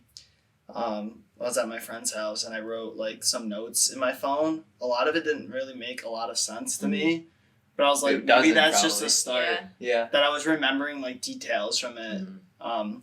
Because thinking about it, like, you're in a dream state. So, like, when you get back to the physical reality, it's like your biological, physical reality brain doesn't have that, like, network Yeah. that's created. So you have to Yeah. essentially, like, take your dream state network and, like, bring it into the physical reality. Yeah, and as Yeah. soon as you try to make sense of it, instead of just remembering what you saw, you're gonna link your like natural life to how you want to That's see what I- it, yeah, or how that's you what I want it to want. make sense, instead of remembering it for what it actually was, because you're gonna supplement. You're gonna like That shit's fill in crazy. the blanks, because the way the human mind works, it always wants to make sense of what's experiencing. Yeah, like, That's why when like trauma happens, you remember it because it's like a gap in your normal pattern of thinking. So you remember it. Mm-hmm. Yeah. Same thing with good experiences. Yeah. too. Same thing with really good experiences. You just it's a gap in what you're normally experiencing every day. So like, if you go on a really cool vacation and some really cool, you swim in dolphins, you go in the ocean, like you're remembering that. Like it's not something you normally experience. What if you have those crazy experiences all the time? Have you ever read anything into that? That I don't know, but when I do hear like these people that are famous and rich and stuff, they say that like, I wish people could get rich and experience everything that they want to experience, and then they realize that that's not really what you want in life. Like It normalizes it in yeah, a sense. that always interests me, like, because people There's do nothing live that. They get to experience really cool things every day, but even they get bored with it. It's like a It's drug. weird. You need more and more. Well, Yeah. you're releasing dopamine when you do things that are out of the It's true. ordinary. Yeah, That's how you absolutely. remember it it's so well. it's an addiction. So Yeah. if it's like anything that you do, like you reach a level where you're like, well, how do I get more? Mhm. How do I feel more Yeah. out of this? Yeah. And so part of me kind of like, in a sense, like I talked about last night, like anything over $75,000 a year does not like scientifically increase your dopamine release. Wow. So That's crazy. because at that point at least in like US dollars currently at like what it's valued at, which God knows where Yeah. that's gonna go. It meets your biological needs. $75,000 a year for one person meets all of your need, your like basic Regular needs, basic covers it. Uh-huh. So like that allows you to reach a level of happiness where you feel secure, like you Your don't feel like security. you're gonna go without or Yeah. whatever. And then anything more than that, it's kind of just like frivolous. It's like extra. Yeah. Like, yeah, it'll mean like maybe you can have a fucking plane or whatever, and Yeah. that'll be fun for like a while, while. but then it becomes like your car. You don't get like hyped. Like you buy a new car, that's cool for like a couple weeks, and then Yeah. after a couple weeks, you're like, it's my car, like whatever. I Yeah. don't get like hyped every time I get in the car, Right. you know? Yeah, I hear you. It kind of like reaffirms the idea that like money is only important until we meet our basic needs, Mhm. and then we have to search for more through like what you're talking about with like self-development Yeah. and Yeah. like meeting friends, family, Yeah, and like for those sure. experiences that you like you have that really stick out to you. For sure. I definitely agree. Yeah, and so part of me, like what I was gonna say is that like, not that I don't wish that I like reach a level of like financial stability. Like obviously I want that, but I don't think that I'm necessarily want like millions of dollars. Like, I don't Yeah. need excess. Mhm. I like to think that if I can reach my basic level of needs at that level, because like the thing is, if you unlock the ability to just do whatever the fuck you want to do in the world, because you just like have so much money and power that you can just do whatever, you're not chasing anything anymore. Yeah, you just There's have no access to it. you just, if you want it, you can have it. Yeah. Like boom. There's no fight or anything for it. It's just kind of like, oh well, if I can have it that easy, like Yeah. And speaking from like my personal experience, I'm just gonna spit it out there so it sparks ideas. But like me personally, I want to get to a point where I'm financially sustainable, so then I have financial freedom to like do what I really want to do, and I don't need to get that pressure of like, oh, I need to be getting money from this thing that I love doing. But essentially, if you can get to a place where you have $500,000 and you invest that into dividend funds, then you can make around 0.03% interest rate back on that money annually, and you can essentially make around $15,000 to $20,000 a year, and you just keep that money in the fund and you just live off of that. Whatever is coming in. Yeah, the dividend investment. And same idea with like real estate. Yeah. So I think like for me personally, that's my goal, is to get to that financial sustainability. Yeah. As opposed to having a shit ton of money. Yeah, It's like just meet that's the how bare I minimum. feel. Like I see these people, like, and granted, some of these people just run businesses where that's just the byproduct of what it is. Like it That's just true. like it beats As a more and more and more famous and more person. money. Yeah. But it's like I don't need that. Yeah. Like But they could just take that money and invest it Right, if they're but financially literate. Yeah. yeah, but what I'm saying is that like You just once don't you want any read- access. you just reach a certain point where it's like for Where it's not example, just, like, some sitting in your people are bank just account. like they run these businesses, they reach a certain level of like financial income, and then they're like, we need more, we need to increase shareholder profits and blah blah blah year over year, and just start exploiting. It's like, yo, like once I reach my basic level needs, like I don't need more. Like I'm okay with it just staying that way and just being happy and content with that. Well, think of it maybe this way. Like, once you get to a point of having your riches, maybe they're seeking more because they're trying to figure out ways to create more and more value in the world. But then it ends up getting corrupt and they're trying to take more and more from people. But, like, if you stay the line of, I want to continue personal development, then you just focus on yourself and you're not taking anymore. You're just creating and giving. Yeah. I definitely would like to get to a point where I'm sustainable, but I want to be able to give back at the same time. Like if I could start like something like the Boys and Girls Club, like that's like my biggest dream right now, to be able to have something like that and to be able to fund that myself and be able to do whatever. Because when I do the events right now that I do in the community, like that's all out of pocket. It's been out of pocket. It's been from partners in Staten Island, from the Voices Heard Foundation. It's been from other partners, one of our friends, Angel, and other than that, it's been out of pocket from us. So like every time we do something like that right now, it's just all coming from us. Even from the coat drive last year, we bought all of those coats.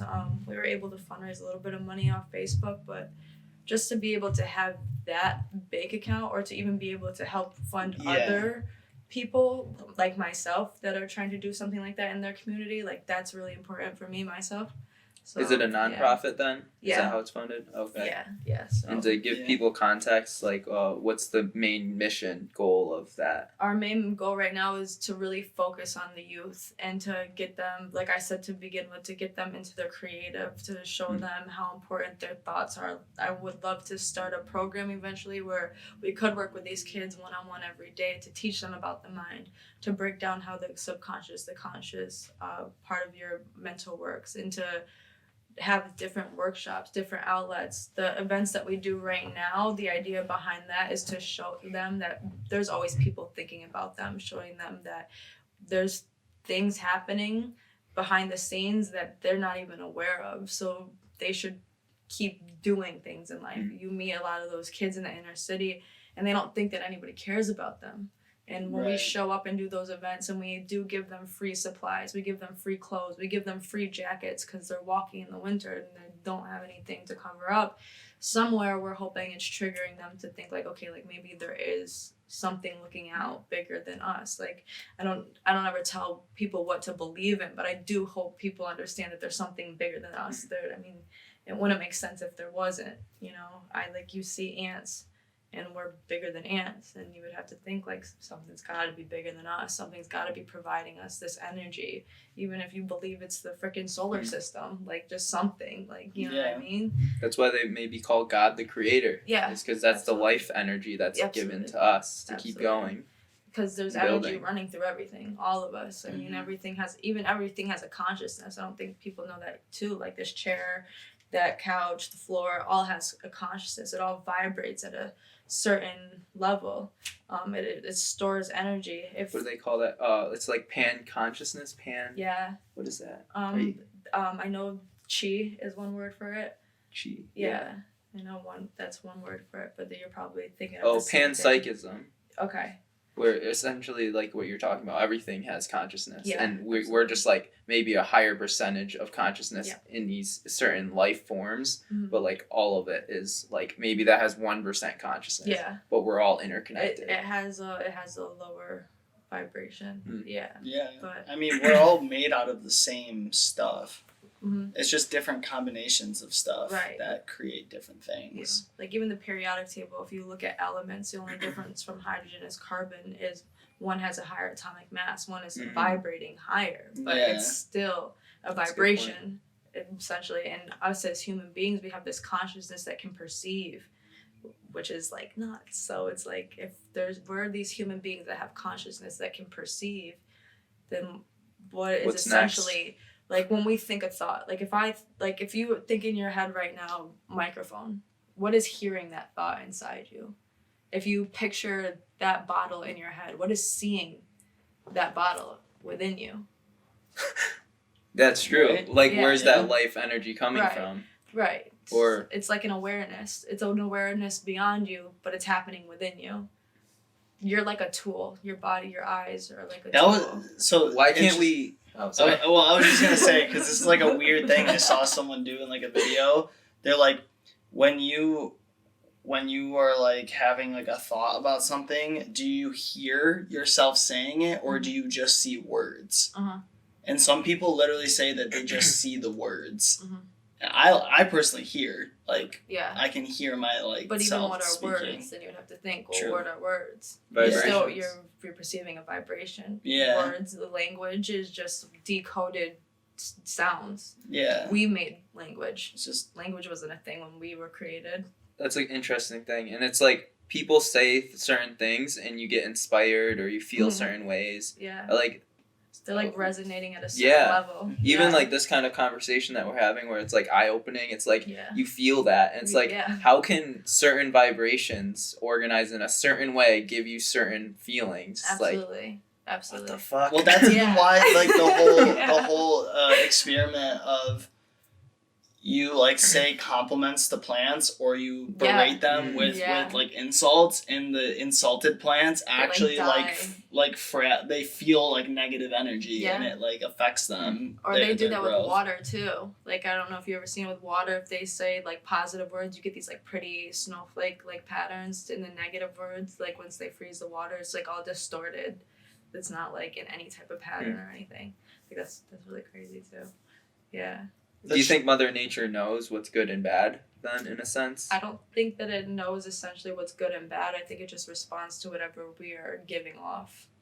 But it wouldn't necessarily... So, like, if you... So it responds to the emotion that we have. Right. Like, if you plant in your head an abundance of negative thoughts, like, your mind will reproduce those negative thoughts in abundance, just as if you planted positive thoughts. It's going to reproduce those thoughts in abundance. It's not going to be like, oh, this is bad, so I'm not going to reproduce this. That would be really cool if it did filter out for us, but it doesn't.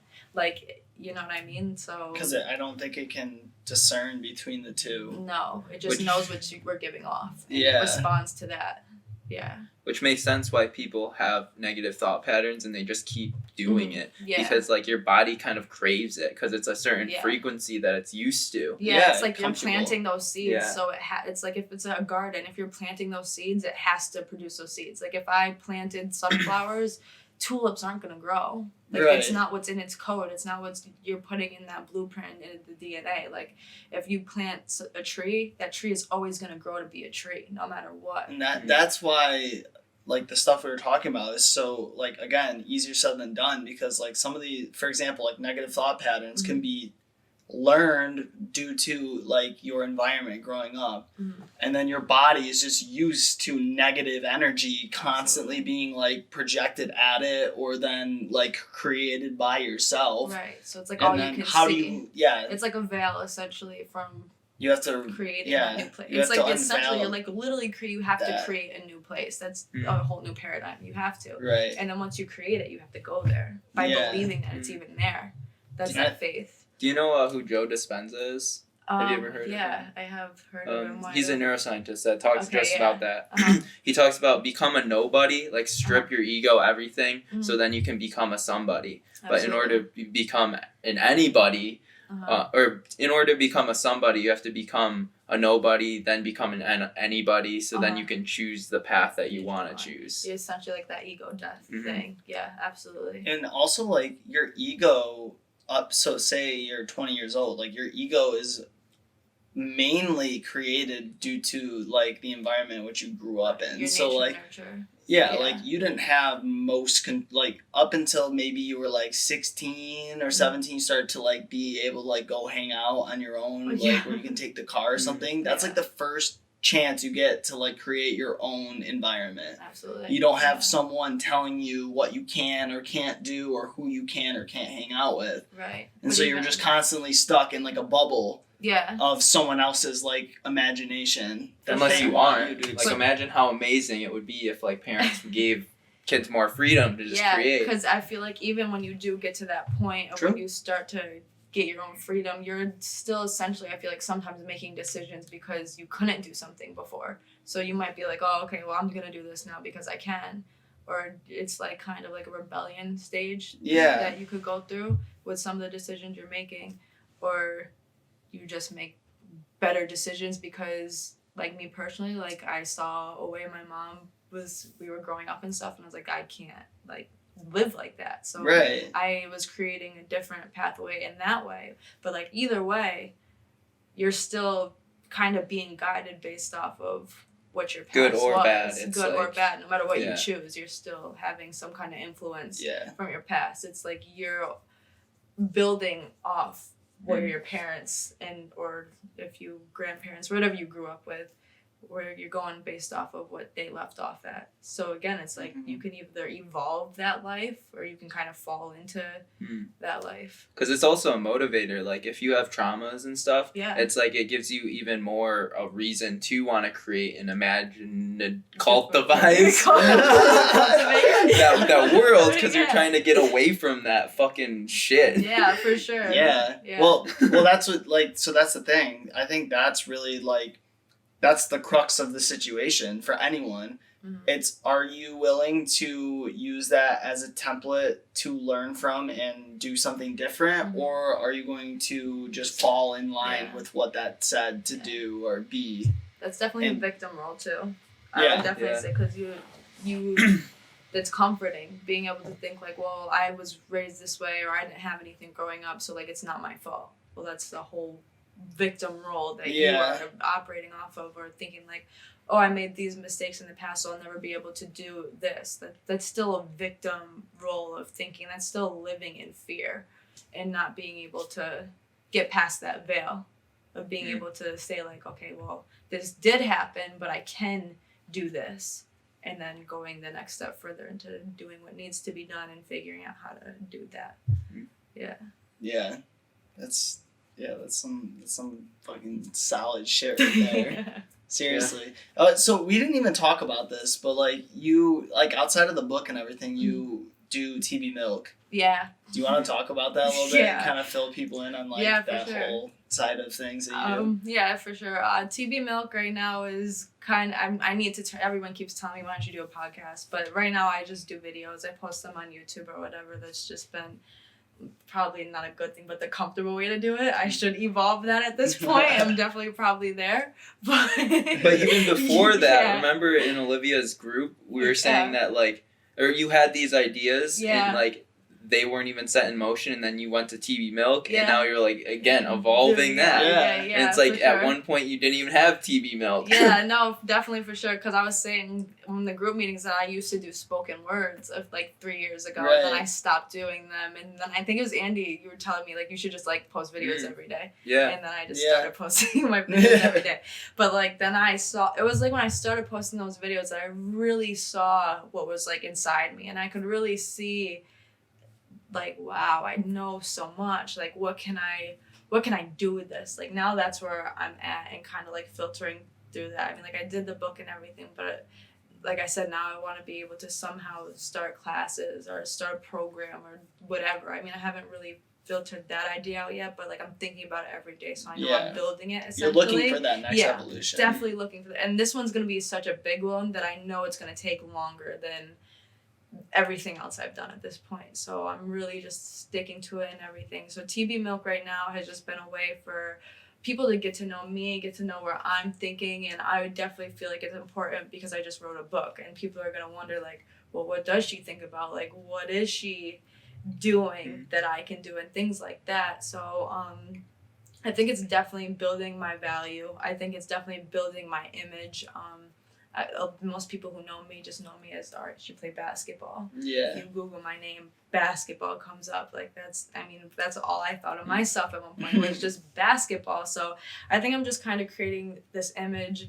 I think it's really important too, because people who did know me when I'm younger, like I've evolved so much from the way that I know that they know that I used to think, the way that I used to speak about things too. So that's important as well.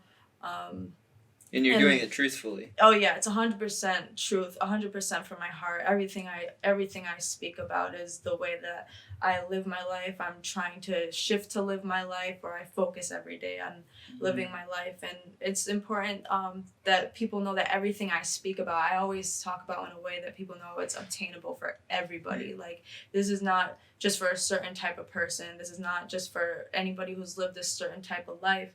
It is for everybody. And I talk about weird stuff. I talk about things about the mind. I did a sex series a couple months ago just because I think people think it's weird talking about sex, and I think that like that's just an interesting thing that everybody should talk about. So even things that I talk about like that, I just want people to know like I'm a normal person too. Like I don't just say things to make me look a certain way. Like this is really You're not fake deep. Yeah, no, I'm definitely not. Like, this is really the way that I live my life. This is the way that I talk to my son, my boyfriend, everybody who's around me, essentially my family. If I'm around friends when we go visit in Staten Island, if somebody's, like, thinking a negative thing, like, I'm always saying, like, hey, like, here's another side to think about it, like, And that's so needed right now, Yeah. especially in this time period, because I'm starting to see a shift in our society where it's like we have all of these collectivist ideas that are polarizing because they're like certain groups and sects, and like if it's religious, political, ethnic, whatever it may be, but it creates these pockets of groups, and we need someone to Join kind of diversity as see absolutely. the bigger picture and find these universal truths to link all of us together. But it's weird because it's universal, but it's also singular at the same time. Lex Friedman, he's some dude on YouTube that I listen to, but he talked about this. He made a post and he was saying how like, yeah, we have these like pockets forming, but the universal truths and the singular truths, like who you are subjectively, those things create a social stability that's very lacking in our culture right now. Absolutely. I definitely agree with that. I mean, even if you look at any of my videos, I always somehow get to talking about how we're all one and how we all affect each other. I use the example all the time, like if you're in a bad mood and you go around people who are like at a regular normal state, or they're just happy, like you're gonna affect the room, like you're gonna make them feel a certain type of way. If you start yelling at somebody, you may trigger somebody to yell back at you. So that's just like a basic way to see it. But we are all connected on an emotional level, on a deeper level. Even the people that we start to attract in our lives, that has to do with how we see ourselves. We start to attract the events that we experience based off how we see ourselves. If we're looking, like we said at the beginning, if you're looking for opportunity, somehow opportunities, they just start showing up for you because you're creating the value in your life. You're creating the environment in your life for those things to even be able to vibrate towards you in the first place. Yeah. And some take a lot longer than others to like come to fruition. Meaning your ability to execute on those opportunities. The bigger the idea, essentially, the more energy that has to go into it. So the longer it's going to take, the more effort that has to go into it. So it's like, if we're looking at like making our beds, that's something that's very easy that we can put energy towards. It's a small task because that's already within our pattern. So we're not even creating that pattern. That's just fulfilling something that we've already done before. So like making your tea over and over now, that's just, it's not hard anymore because you've done the work on that. So now you're just copying a pattern that you've already created. But when you go into creating something now bigger, now you have to put all that new energy in. And I feel like even that stops people at some point, because the energy that you have to give, it never stops. Like you create one thing, and then like you may get to a point where you may feel tired for a little bit because you just put all that energy in, and now you're thinking like, oh, I got to do this again. But that's why what you're creating has to be in your heart. It has to be a passion. It can't just be for money, because it's not like something that creates a feeling within you. Like and it's like if you think of energy waves, money is like a box that like encapsulates those energy waves. But like when you think spiritually or like bigger picture, it like opens those walls. Absolutely. And now it's like limitless in a sense, and you can tap into that life energy that we're talking about too. For sure. And when you do have those thoughts every day, and you do eventually see what you're thinking, like that is just the most satisfying thing I've ever experienced in my life. Like really just nuts, really, really crazy. I think like the biggest one was when I created my son, just being able to hold him and just like seeing him for 9 months in my head, and then like watching him grow and grow and grow, and then him being here. Like that's all a thought process.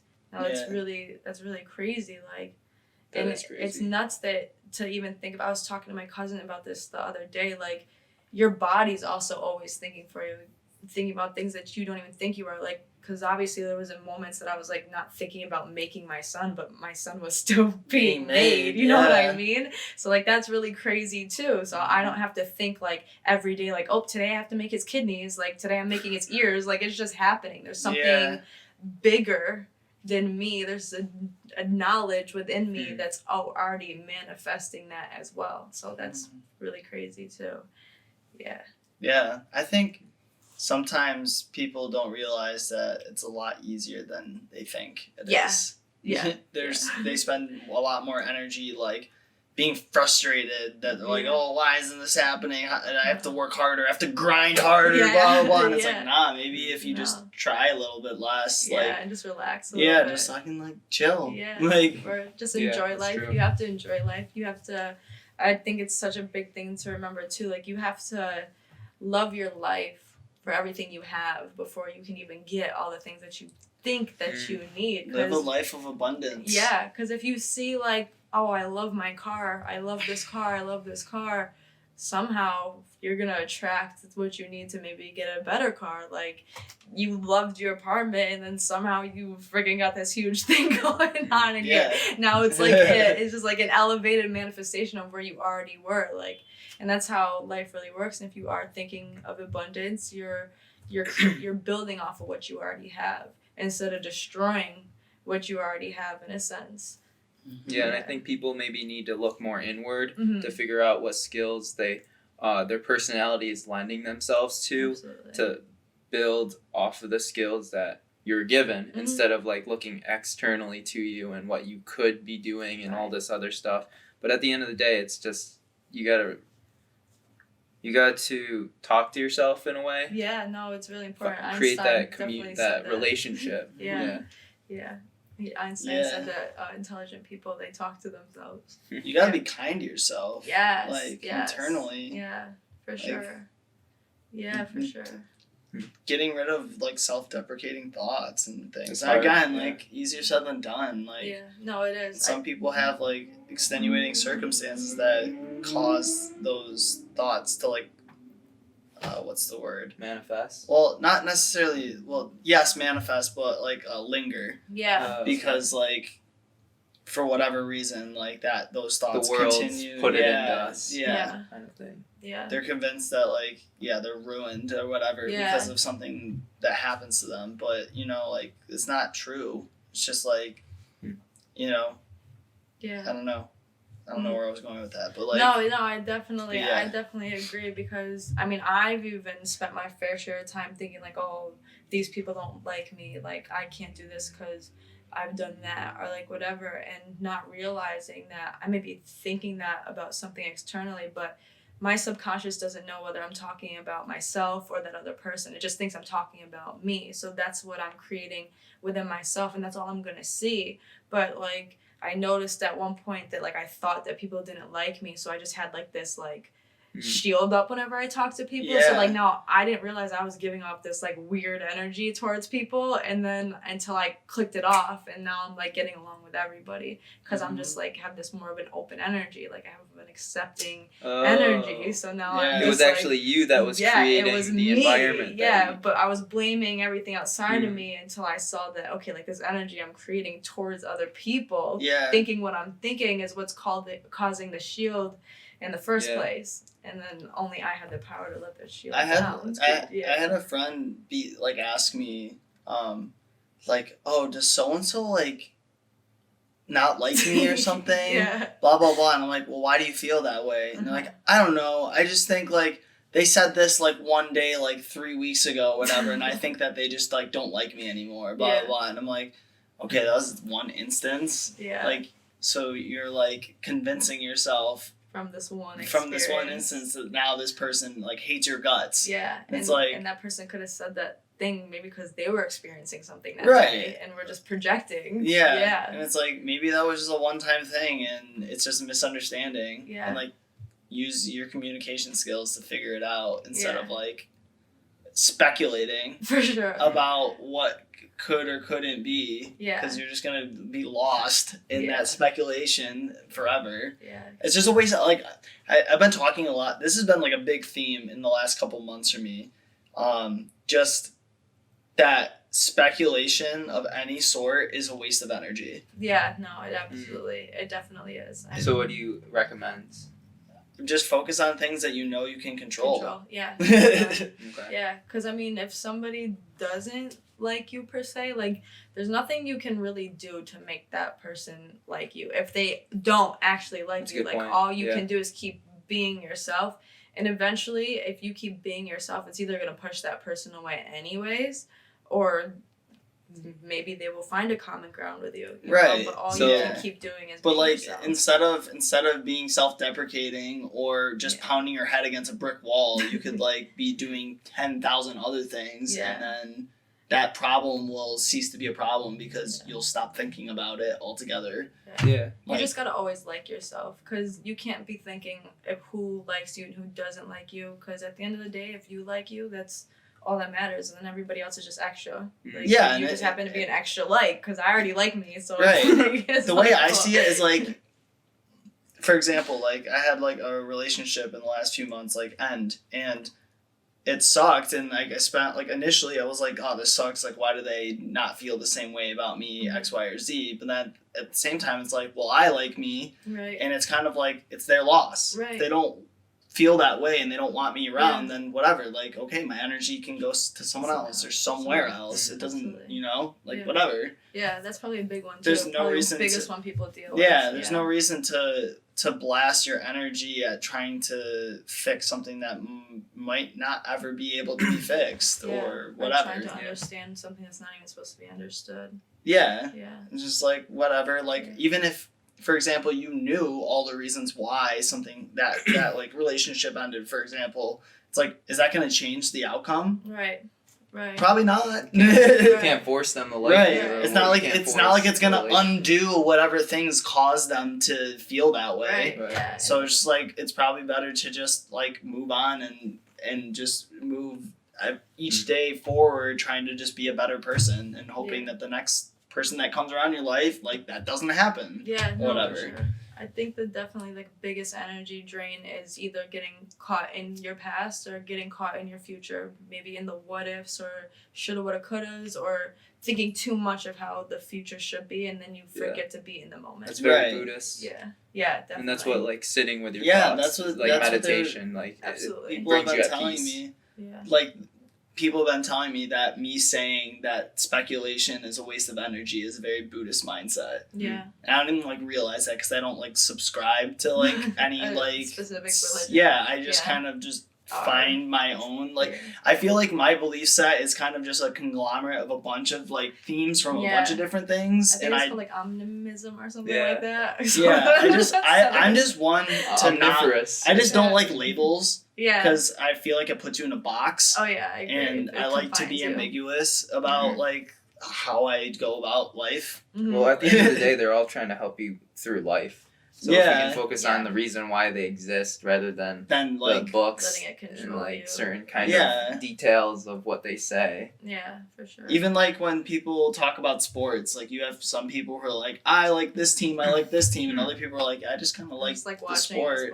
Yeah. Like I that's- don't care. Yeah. Like I like a bunch of different players and they play for a Yeah. bunch of different teams. That's So like kind of what I'm whatever. at these days. I don't like a specific team anymore. I just like Well, we'll you- flick it on once. I like you notice watching how it. you're yeah. like obviously it's good fun to an extent, like with the whole like rivalry thing. Yeah. And, oh, I'm a Red Sox fan, you're a Yankees fan, so we're supposed to hate each other or Yeah. whatever. And people like I like the Red Sox, and Yankees fans will always be like, oh, like I guess I can tolerate you, or but you know, like Yeah. they say these things, and I don't think like I don't take it wrong, but it's just like it's a waste of energy. It to even is. like be. It's like Yeah. it's a fucking sport. Like who Yeah. actually cares? Like, you don't It's- even own the team or play for them.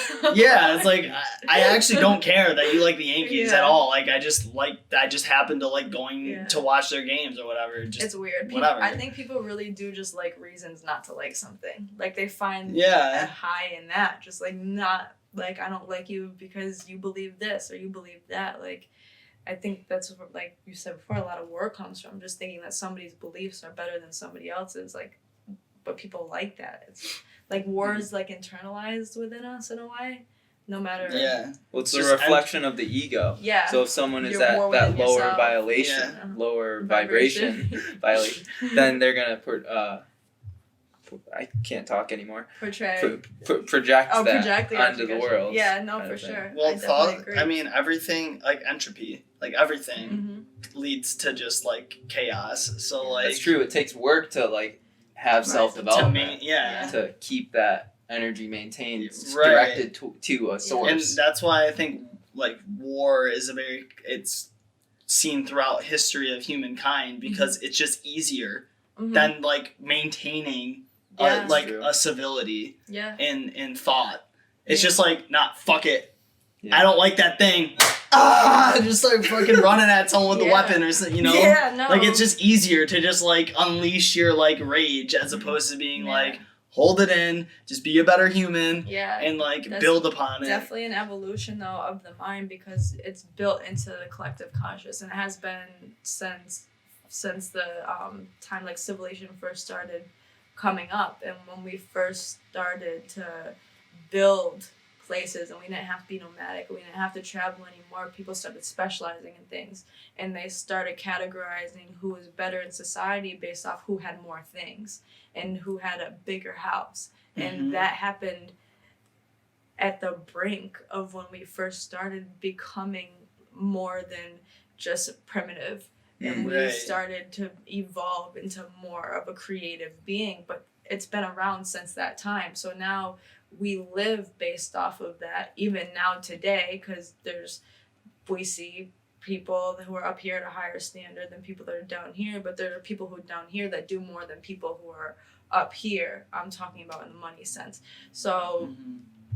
breaking, that's why I feel like it is breaking right now, because we are seeing that people do a lot in society and things like that who don't really have much. There are people who do care, who are just growing trees because the environment is dying. There's people who are cleaning up the oceans. Like, all of those things I think are part of what is helping the collective shift too on our way of thinking of what is better in society in a sense. It's democratizing it. Yeah, Even for with sure. social media, like now everyone has, as long as they have a phone, Yeah. they have access to create Absolutely. and get their voice heard. Absolutely. I definitely do feel like there's a balance of that, having access to certain things, like maybe not being able to like ride on a yacht every day, but yeah, being able to have access to being able to make videos. And you know, there's people who, like you said before, become millionaires off of freaking TikTok. And everybody can use TikTok, you know what I mean?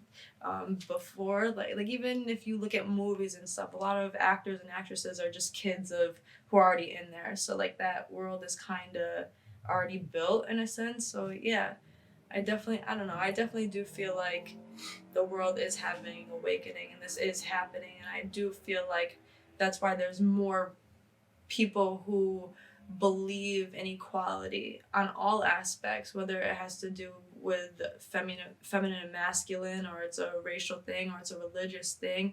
I feel like our generation more than ever like doesn't give a shit. Like, if you want to be with a guy and you're a guy, like go ahead and do that. Like, get married. Like, that's something that was passed only like 5 or 6 years ago. Like, that's new, but that's a huge thing. Like, you know, I mean, even people being transgender or whatever, like, I know I don't give a shit. Like, I don't care what people are doing. Like, I just don't involve my mind with that. If, like, you're happy, you're happy. Like, I feel like all of those things are just a huge symbolism, though, of how we are progressing in the mind and everything. Yeah, and what you just said is, it like piggybacks off what I said before about like spend your time focusing your energy on things you can control. Absolutely. And not on like me getting like, not that I feel this way, but like someone, I should say, like someone who disagrees with transgenderism or being gay, it's like they're blasting their energy at something that ultimately they can't control unless they go to the fucking extreme and like kill someone over it. Yeah, for sure. Which like people do, but that comes to that like war mindset. Yeah.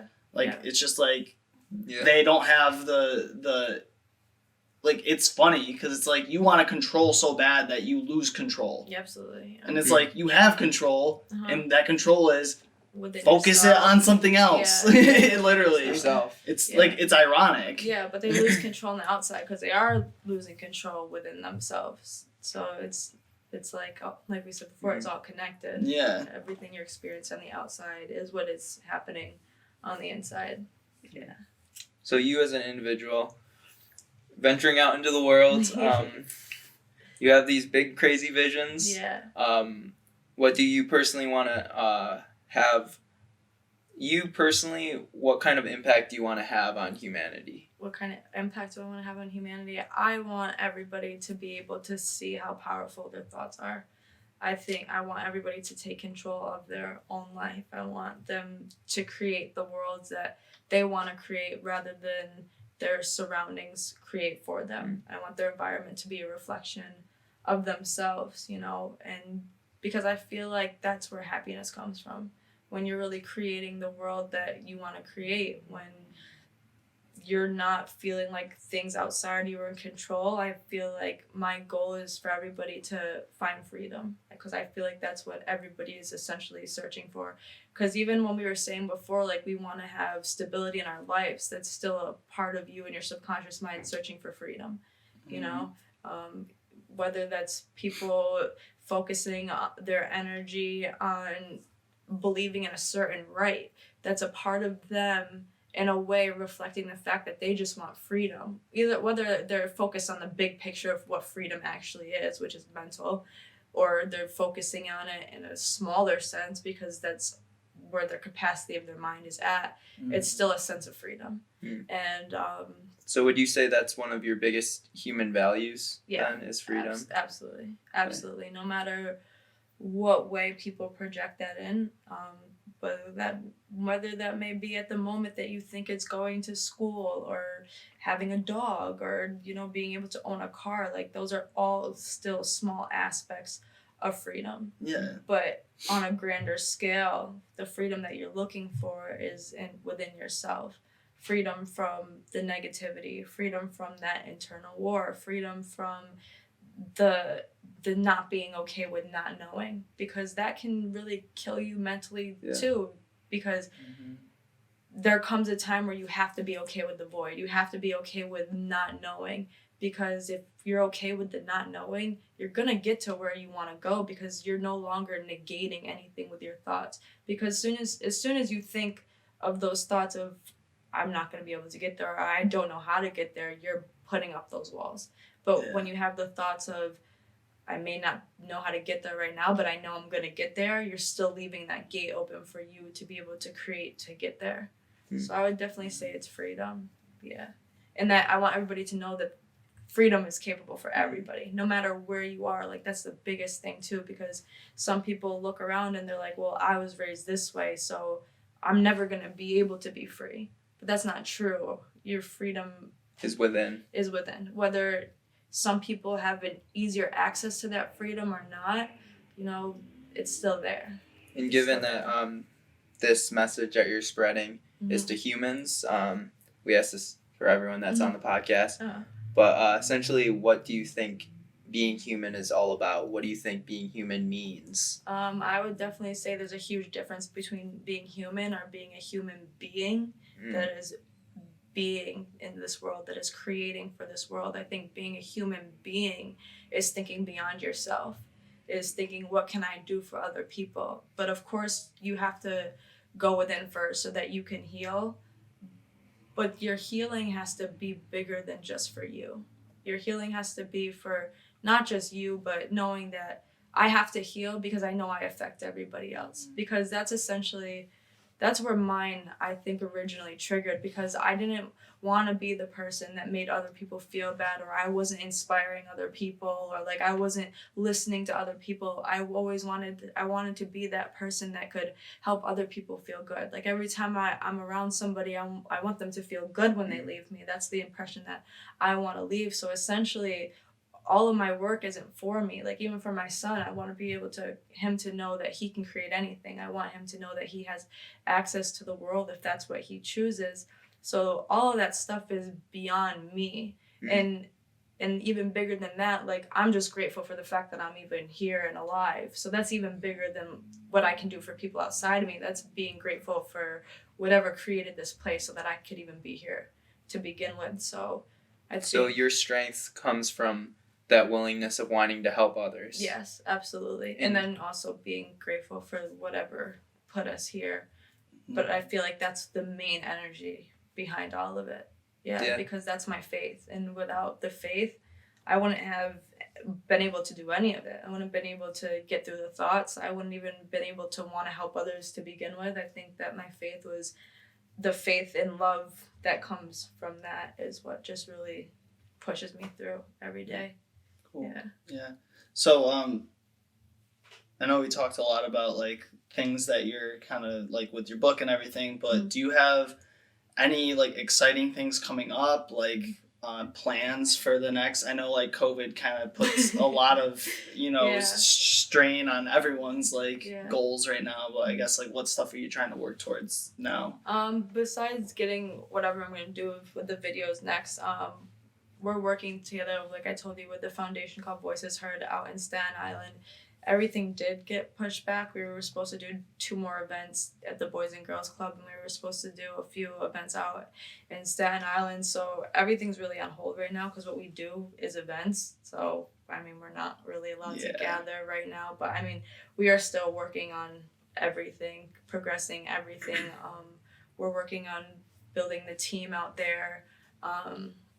Can you do digital events by any chance, or have you? My brothers talked to me about that, but I don't really know how we would go about doing that right now, just because of the demographic of people that we're working with. They don't really all have access to, I mean, maybe through the phones, but we would have to definitely see and work on that. I know our partners right now out in Staten Island, they have another foundation called the Royal Bias, and they just signed an artist, and he's doing really good right now. All his music just got put up, and they just did a few articles about him out there. His name's Glenchy. That's awesome. So that's really cool that's more of their stuff out there, but just to be a part of that's still part of our team and everything. So to see them doing good and everything, that's really, really, really cool. But we're always working on ideas for when things go back to normal. I was just talking to Javon about possibly doing a winter basketball tournament. So hopefully, fingers crossed, we'll be able to get to do that if everything goes back to some type of normal by then. So I'm really hoping that can go through. But if not for October, whenever we can get things going again. But those things are all planned out. The money has been set aside because we were supposed to do another back to school event for the kids. We were supposed to have another event in February. So it's all on hold right now. Yeah. Well, granted, I don't know like the state of the economy and everything after this, but I will say that like it does sound like there is a light at the end of the tunnel coming sooner than we think. Absolutely. Which I think is just funny that people thought this was going to last a month. Yeah, I know. I think it's going to get worse than it's going to get better. Well, I think it is getting worse right now. Well, what it's going to get a lot worse. What I mean is that at least like when it comes to like the virus side of things, that will end at some point. Oh yeah, no, it's definitely going to at some point. That's not a doubt in my mind. But it's good that you at least like have plans. I definitely want to start working on the marketing of my book and everything. Hopefully, I mean, like, I don't know if school's starting, but I wanted to hopefully get with some schools. 1 minute! Get with some programs or whatever like that. That's definitely my next focus for the book, just so I can start doing all that. But, yeah. And then for anyone out there that's trying to get connected with you over social, what profiles do you have out there? I use Instagram, and I have Facebook. I don't really use Facebook, but I mean, I have email too. My email is just t.b.milk@gmail. That's tea like as in like matcha tea that you can drink. And my Instagram is Arriell, Arriell.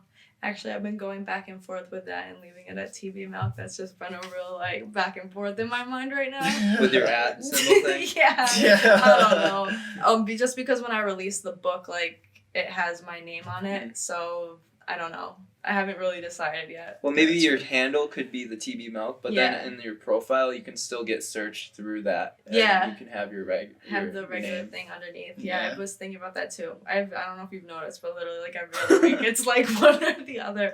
But I definitely want to get the yoga going back up too. I'm in the middle of getting certified for that. So. Oh, quick question. Yeah. What kind of yoga do you do? I do it all right now. I work on asana. They call hatha is like all of it, right? Yeah, hatha's all of it. Asana's like one of my favorites.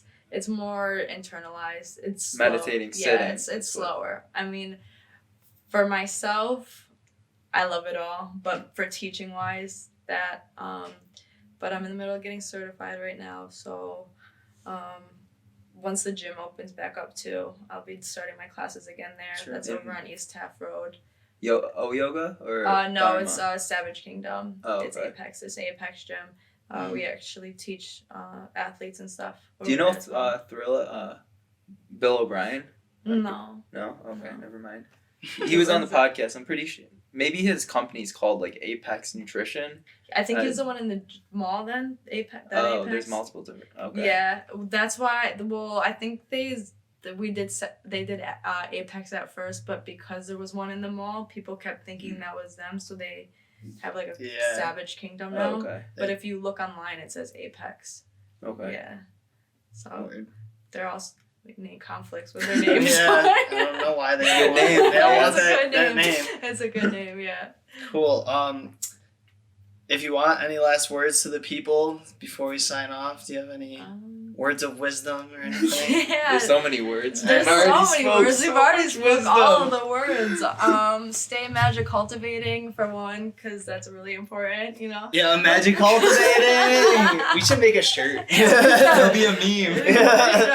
The video should be Magic hashtag cultivation. right? But yeah, always keep creating no matter what, even the obstacles that pop up, because those are supposed to be there. And if you feel like you're unlucky because obstacles are popping up, I always feel like the closer I get to where I'm going, the more obstacles that are happening. So that's just a sign for me that I'm on the right track. You know, if nothing's happening in my life, then I'm not doing enough. You know, building is supposed to be hard. You know, when they build skyscrapers outside, like, it's not done overnight. There's many layers to it as well. It's not just the outside. There's many things underneath it. Just like everything that we create, if it's important enough, it's big enough, there's gonna be many layers of it, and then we finally get to see it. So just to keep going. Focus like on the Nemo, just keep going. Focus on the layers and not the end product. Yes, it's the layers. It's really the journey. I mean, this is really Buddhist too, but to focus on the journey of where you're going, because if you're just focused on the end, once you get to the end, you miss all the good stuff. Yeah. And it's over. Then it's over, exactly. Yeah. And then it's like, okay, no, you missed the Appreciate the moment. experience. Yeah, definitely be in the moment. That's a huge one too. Just to take your moments, because even if you had a bad beginning of your day, like, if you can just stay in the moment for 10 minutes, like, you can realize, okay, like, I'm really creating how I'm feeling. Like, I can stop that feeling and create a new one. So your moments. Yeah. Yeah. Well said. Yeah. Word. All right. Well, we're gonna sign Thank off. you guys. Signing off in Appreciate 3, 2, 2, 1. So there you have it. Thanks again for tuning in to Bindlism, a philosophy to self-sufficient lifestyle. Be sure to explore other episodes of Bindlism on our Spotify and Apple podcast. You can find more Boho Hobo stuff on Instagram and Twitter at boho_hobo_, as well as on our Facebook page at Boho Hobo Lifestyle. It'd also be dope if you could subscribe to our YouTube channel as well. Our YouTube channel has more episodes from Bindlism in video form, along with other random shenanigans that we're up to. We're constantly filming new experiences, so it's one way you guys can stay up to date with us in our journey. So yeah, I guess that's it for now. Until next time, peace.